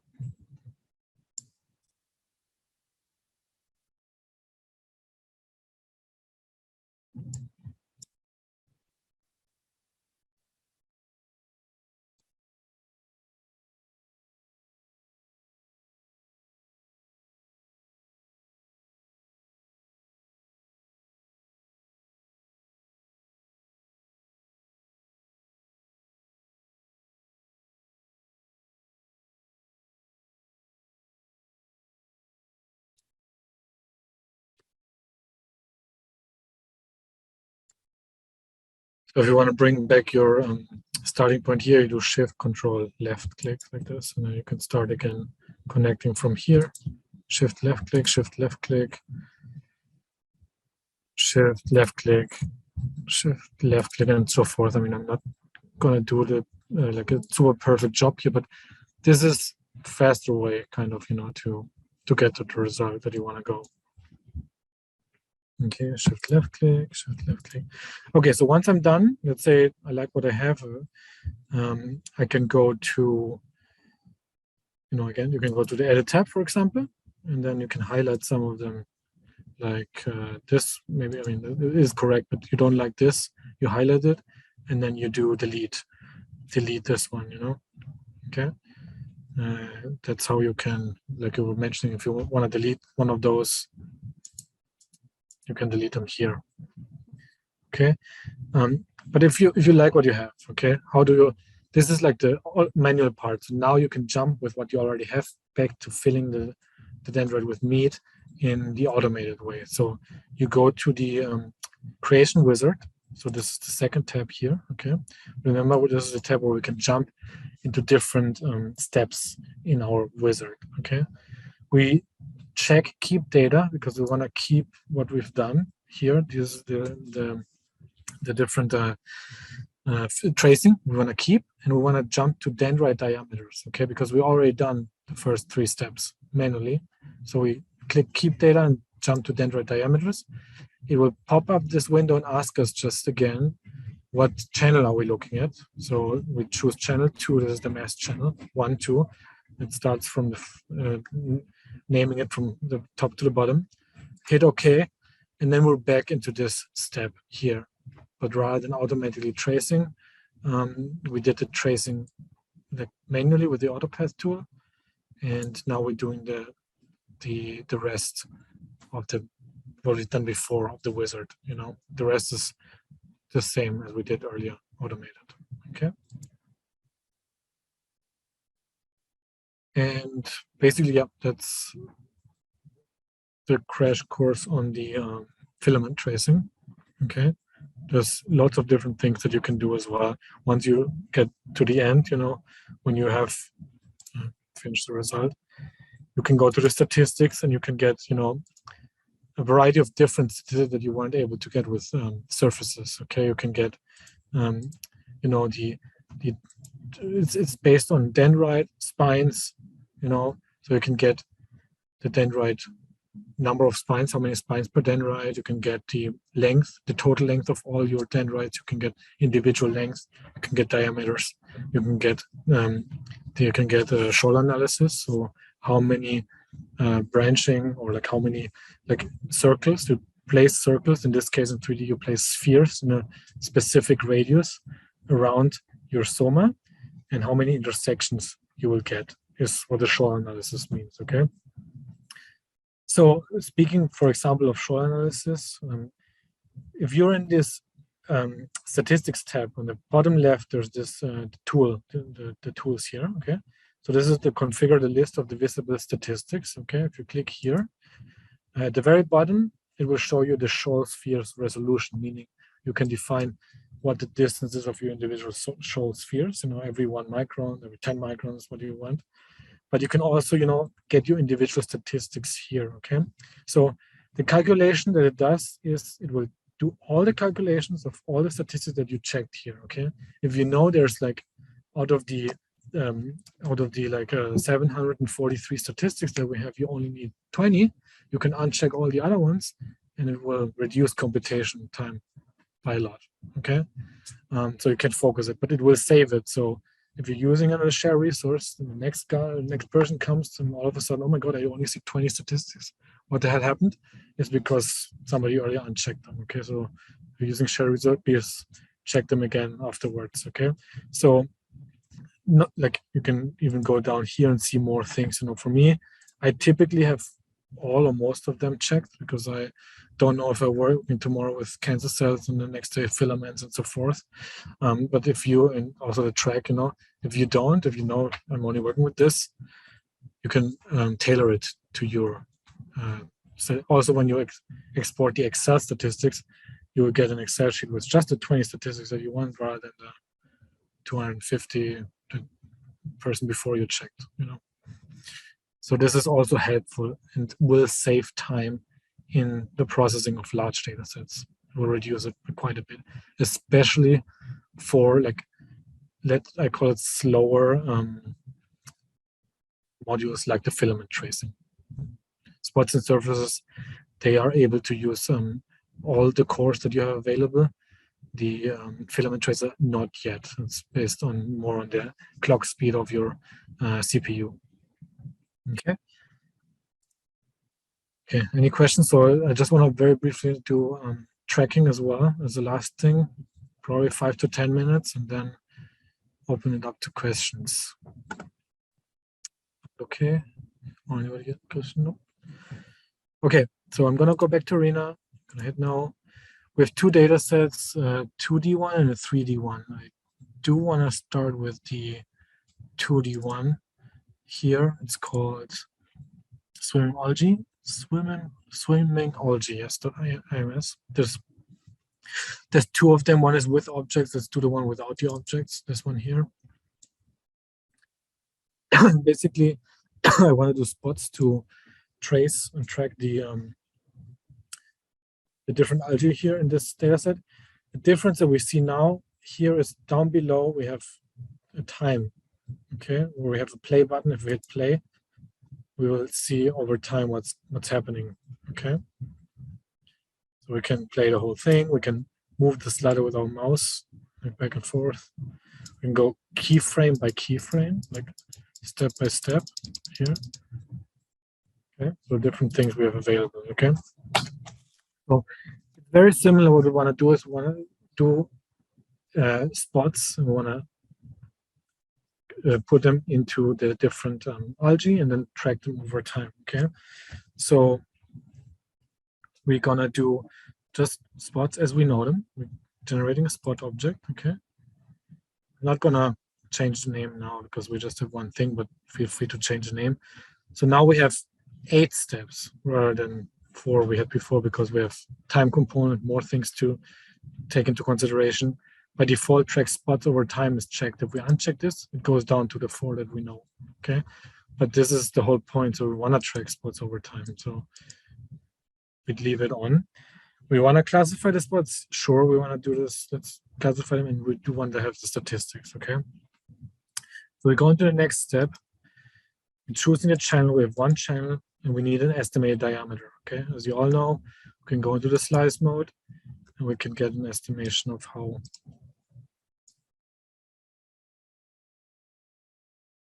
3.84, 4.05. So let's do 4, estimated diameter of 4, okay? And we will hit the next button. Okay, so we can see now in 2D or in 3D mode, even though it's a 2D image, but we represent the spots in 3D or 2D. But basically we want to make sure to have every spot detected, and not only in the first time frame, because maybe in time frame 10 it didn't detect it. So we're going to go a little bit over the time frame and see that we have detected them at all time points as best as possible. You want, here it's easy because we don't have many, but if we have thousands of them, it's not going to be that easy. But here it's easy. We can see, okay, we detected all of them. It looks good. So we're going to hit the next button. So here in this button, we have we directly get the option to edit spots, okay? Because now we're tracking over time. It can be that some of the spots may disappear, and we need to do a little bit more manual effort. So it's asking you, okay, do you want to, delete, duplicate, do some things with the spots? But in this case, this really did a good job. So we're not going to do anything else. We're going to go to the next step, okay? And this is where we have tracking specific, steps that we didn't have before, okay? The first thing is we're choosing the algorithm. What algorithm do we use to track the cells or to track any object that we want to track? So we have quite a bit. So we have 5 here, 5 different tracking algorithms. The main ones that are being used is Brownian motion and autoregressive motion, the first 2 ones. So what is the difference? The first one is a completely random movement, okay? So if you see, like it says, go back for left, right, there's no like real goal, so to say. Then Brownian motion. If you see that your objects are tending towards a direction, even though if they go a little bit forward, back, but they're all like going into specific direction over time. Like if I go here, this guy, that you can see, okay, are they going different? It looks like they are having a tendency to going towards a specific direction. Okay, if you see tendency, you do autoregressive motion, okay? Brownian is really just super random, no direction. Then the autoregressive motion expert is a little bit more advanced of the autoregressive motion. That is the case if the spots change the intensity over time. Some of the spots maybe get really dim in time point 30 and then get bright again. So the algorithm it may be more difficult to catch it. So it's gonna take a little bit more information into account to try to detect those as well, okay? In this case, you can see if I unclear the spots, there is no change. They're all bright. You can see them at all time points. So no need to use autoregressive motion expert. So we're going to use autoregressive motion, okay?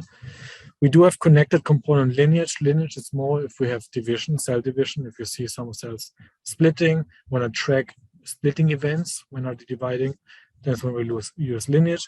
And connected components is more used if you want to have cells, if you use for cells, or you have spots within cells, surfaces within surfaces, those kind of things, okay? So the main ones are Brownian motion and autoregressive motion. So we are going to use autoregressive motion, and we have two parameters to choose, okay? One is the maximum distance from one frame, from one step to the other, that we define, and then what is the maximum gap size? And I'm going to explain this with an example, okay? So maximum distance, similar like we used to, like we click here, left click, in the middle, we go one frame, and then we left click again in the middle, okay? So this one just moved 2 microns from one step. So I want to try to find one of the cells that is moving like a lot, because we want to define what is the largest gap size that can be possible. So let's see this. This guy here looks like it's going a lot. Okay, so I'm going to left click here. I'm going to go to the next step here and then left click here. Okay, so it's about 3 microns, you know. Okay, so you can try to find some of them, you know, and I'm not going to do a lot of detail now because we don't have too much time, but I've already done this before, and 6, 7 something was the maximum that I find. And again, it's not, it doesn't need to be exact science. You can always tweak those things later on. But the 6.88, what they suggest is a good number. I'm going to leave it like this, okay? So the maximum gap size is what happens if we lose some of the points, okay? So as an example, I'm going to frame 30 here. I think we're looking at those two here. Here, so we have 2 spots here, yeah? 2 cells. So it's frame 29, 30, and then 31 here. They are touching.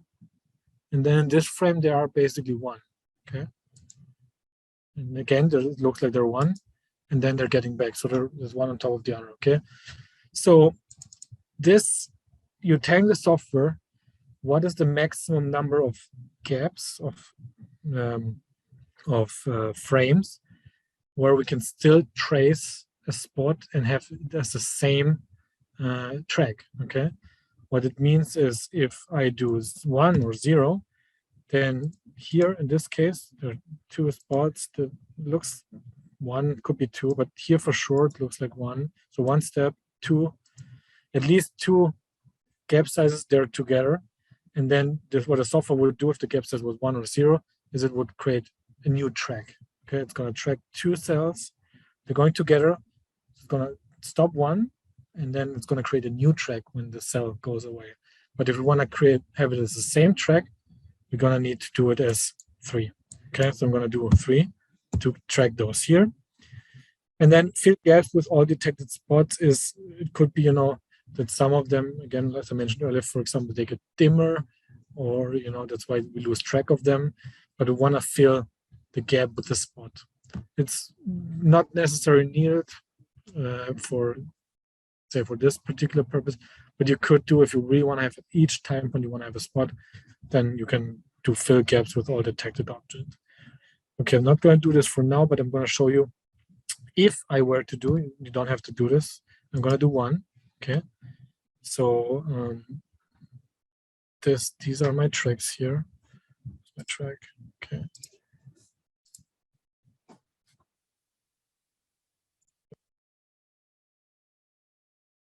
Okay, so I did 1.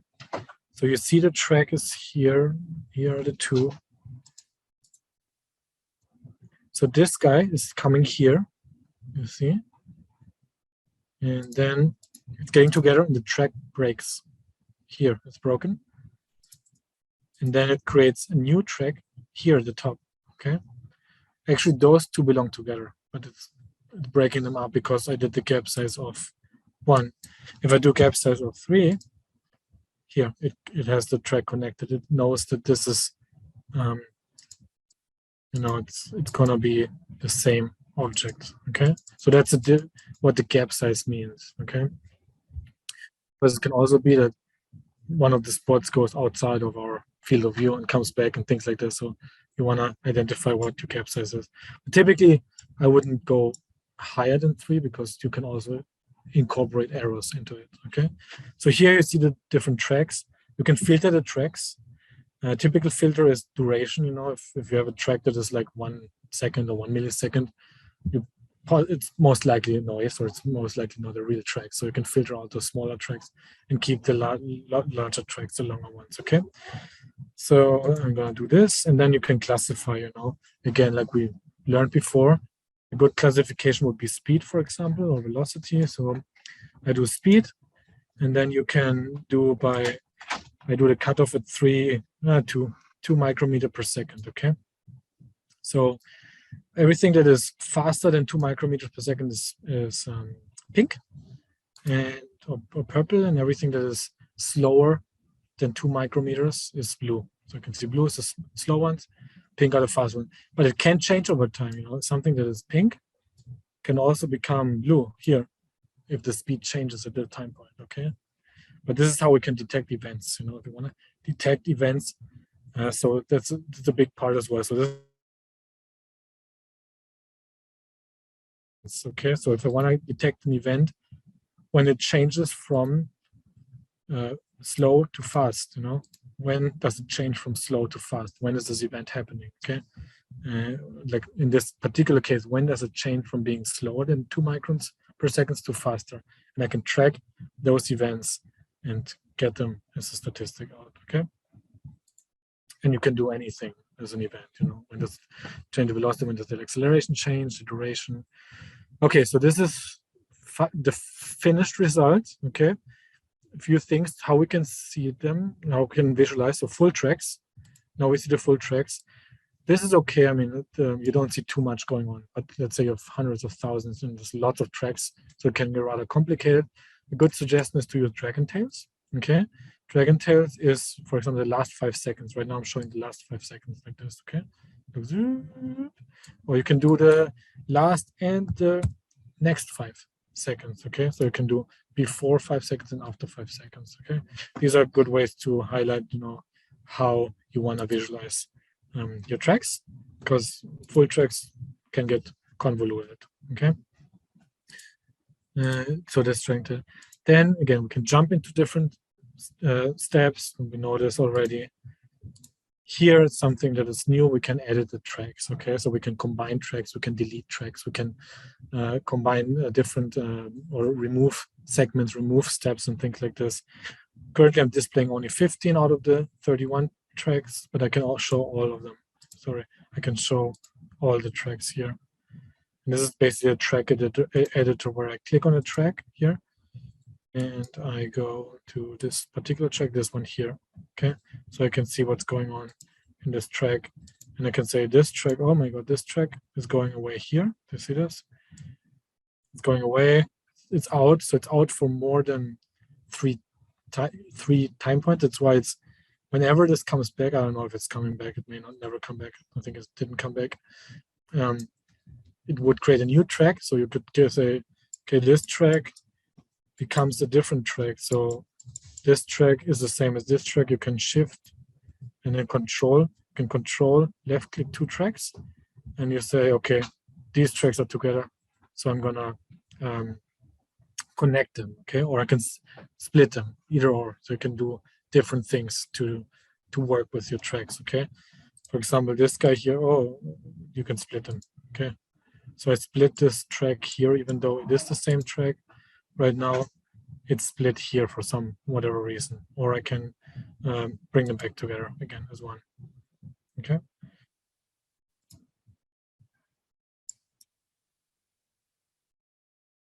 Okay, then same thing here, the classification, filtering, statistics.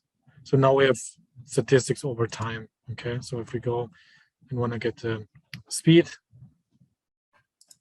here we have the statistics over time now that we can get.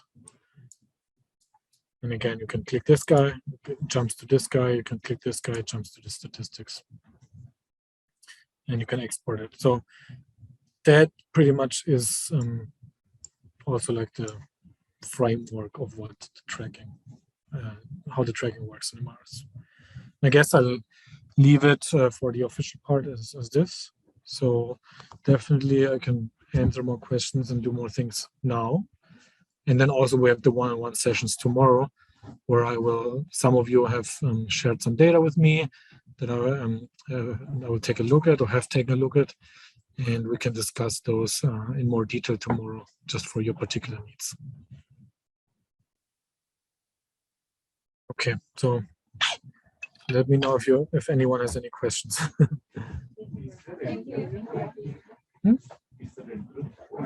Mhm. I didn't mention drift correction, right? So there is drift correction what we can do. The best thing, the preferable thing is we have some fiducials or something that is stable over time, but we can also use a surface or a spot as a fiducial and use it to do drift correction. Yes. You can. There's options to change it. So.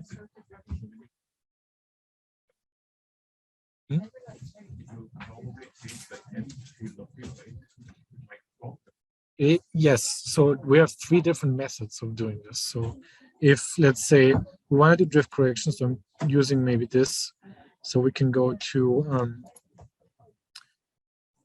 let's say where this is. Okay, I think it's here. Yeah. Here, correct drift. Okay, so we do correct drift. So we have this different options. Okay, so we let's see. Maybe I can show this the different versions here. Help. Drift corrections. We have some images of how we can correct the drift. Traditional image.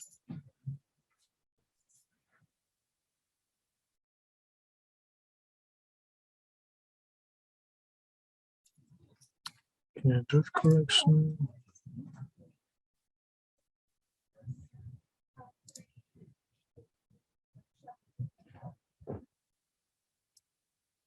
Okay, so here, it's very tiny in the bottom here, but this is how if we correct the drift, so the result of the data set, okay? So we can say the crop to the largest common region. It means it's really gonna crop. So it's gonna be cropping to the common region, okay? Then we have the middle ground, which is a new size equal to current size. So if we have this corrected, then the new image is the same size, but we will have cropped something out. Or we can say include the entire result. So we have all of the, this will be filled with just 0 space, but we will have the whole field of view available. So these are the 3 options that we have during the drift correction. There is no drift. Sorry? The corrected subset, there is no drift. Yeah, correct. Yeah, correct. I have a quick question. Yeah, So absolutely. this will be just an example. So say I have this nucleus here, Yeah. and I like it's not correctly drawn. Maybe it has a black over here. Uh-huh. Is there a way I can manually include it? Something like that? To cut things away? No, not cut things, like add things or cut things. Oh, yes and yes. So cutting is not Or adding. super straightforward or easy, but let's say so I'm just gonna finish this. I don't know what's gonna happen. Okay, this is my result. That's okay.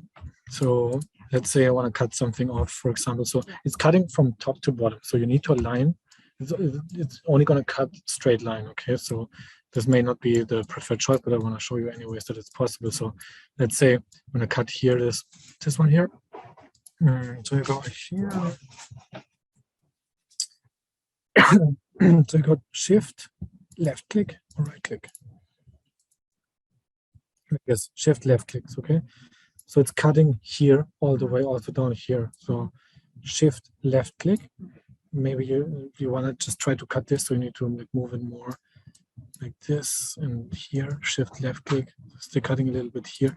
It's just like, for example, here shift left click, okay, and then you go into the edit tab here and you say cut surface, okay, so you just cut the surface. So now this whole thing is one surface and this is a separate surface, and then you could just delete it, okay. This is one way to cut, okay. Same way you could also add things, like you had this one and you can control this one and you can unify them, and again they're one surface together, okay. Yeah, well, but what if like I want to add like a special region that so you can just unify it, but if I want like this way, If you want something in here, yeah. so then you go to the manual creation, and then you would have to, Yeah, but then that would be like plane by plane doing it. right, exactly. Okay, so you have to do it that way. Right. Okay. Or you would do another surface. So another thing could be, okay, don't do this. Let's say this one here, but you would have something there. I mean, if there's nothing, if it's just black, you need to manually paint. But if there's something of interest here, let's say I'm gonna take this one here. I'm gonna go back to this surface. You said, okay, but I'm gonna do like much less, like this, and finish this up. So this is now my result, okay? And now I want to just add something, okay? But so now I have the possibility to add something. So I would do a second surface, you know, and then you would have to do either paint, but in this case you want to probably do it automatically. So I'm gonna do another region of interest or another thing here, this absolute intensity, yeah, and then it could be, you know, could be even less, I guess, like this.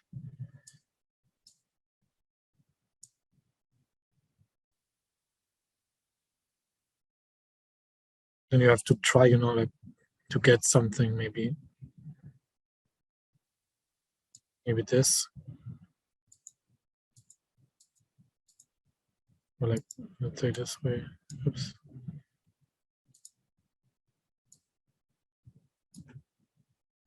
Will this work? What I'm gonna try.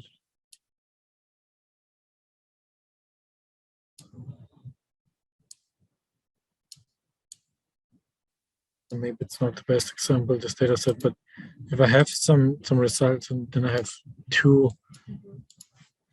surfaces, you know, this, I mean, I guess because here's like weird looking, here's more together, then I would be able to, you know, take those two surfaces and merge them together. So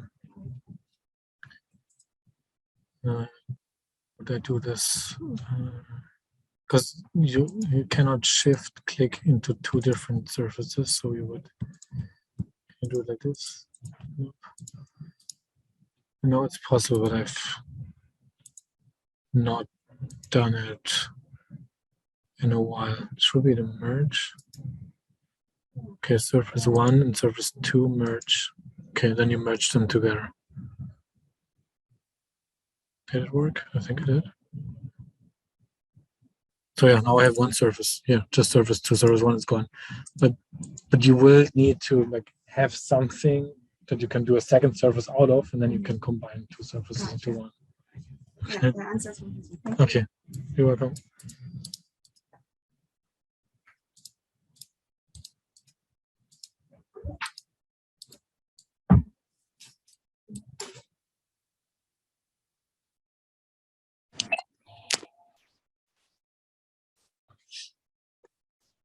Thank you. You're welcome. Thank you. Hey, can I ask one question? Yeah, sure. Oh yeah, hey, sorry. Yeah, if you already answered and I missed it, then it's my fault. So with the histogram matching, did you mention that at some point? If I understood your question correctly, then yes. So just let me know if this is the right thing. So if I don't want to delay you. I can ask you tomorrow too. That's fine. let me show you this real quick, and if this does not answer your question, we can do it tomorrow, no problem. Okay. So if I just focus only on the microglia here, Yeah. turning off this one here. So what I did is, so what I would do is I do a surface, I do just what we did earlier on, just surface, I'm doing the green channel, doing background subtraction. I think I did 2 here. Like this surface detail, I did not. I think I did 0.5. Okay, so next step. Okay, so I think this was okay. And I'm not separating them now because I just want to show if this what you mean is really the right thing. So I'm going to finish this. So I have this surface basically out of my microglia, and I'm going to use this as a mask here, mask all, green channel, and doing the voxel size outside to 0, but inside I'm going to set it to a specific value. So this is kind of like I'm doing all, setting all to 100. What this means is if I turn off the surface now, so this is the original one, and this is the one I created, okay? So I did it homogeneously, everything now. In everything is now the same intensity in this whole image, rather than here being different intensities, if it makes sense. No, so everything is now at intensity 100. Is this what you were looking for? Yes. So this, okay. And but these are not surfaces, right? These are actual, this is the actual image, right? Yep, this is a channel, a new channel that I created, an actual channel of the data set, yeah. Okay, a mask channel. And you did this via the surface function.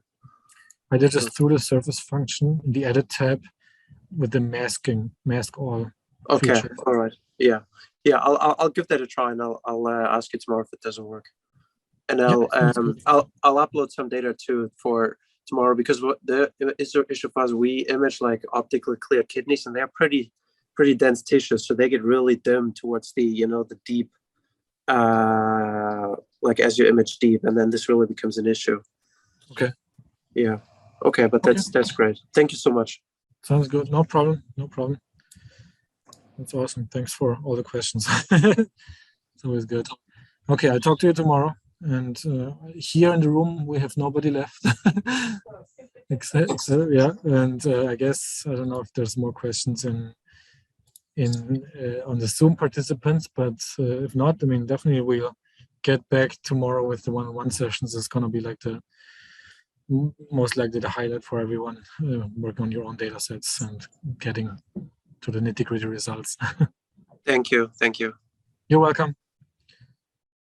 Okay, everyone, guys, take care. I was on the chat, and I'll see you tomorrow. Okay, thank you, Jenny, for sending a reminder to the one-on-one people, and I'll be seeing you guys tomorrow. So we can stop the recording, and I'm gonna just unshare my screen as well. Okay.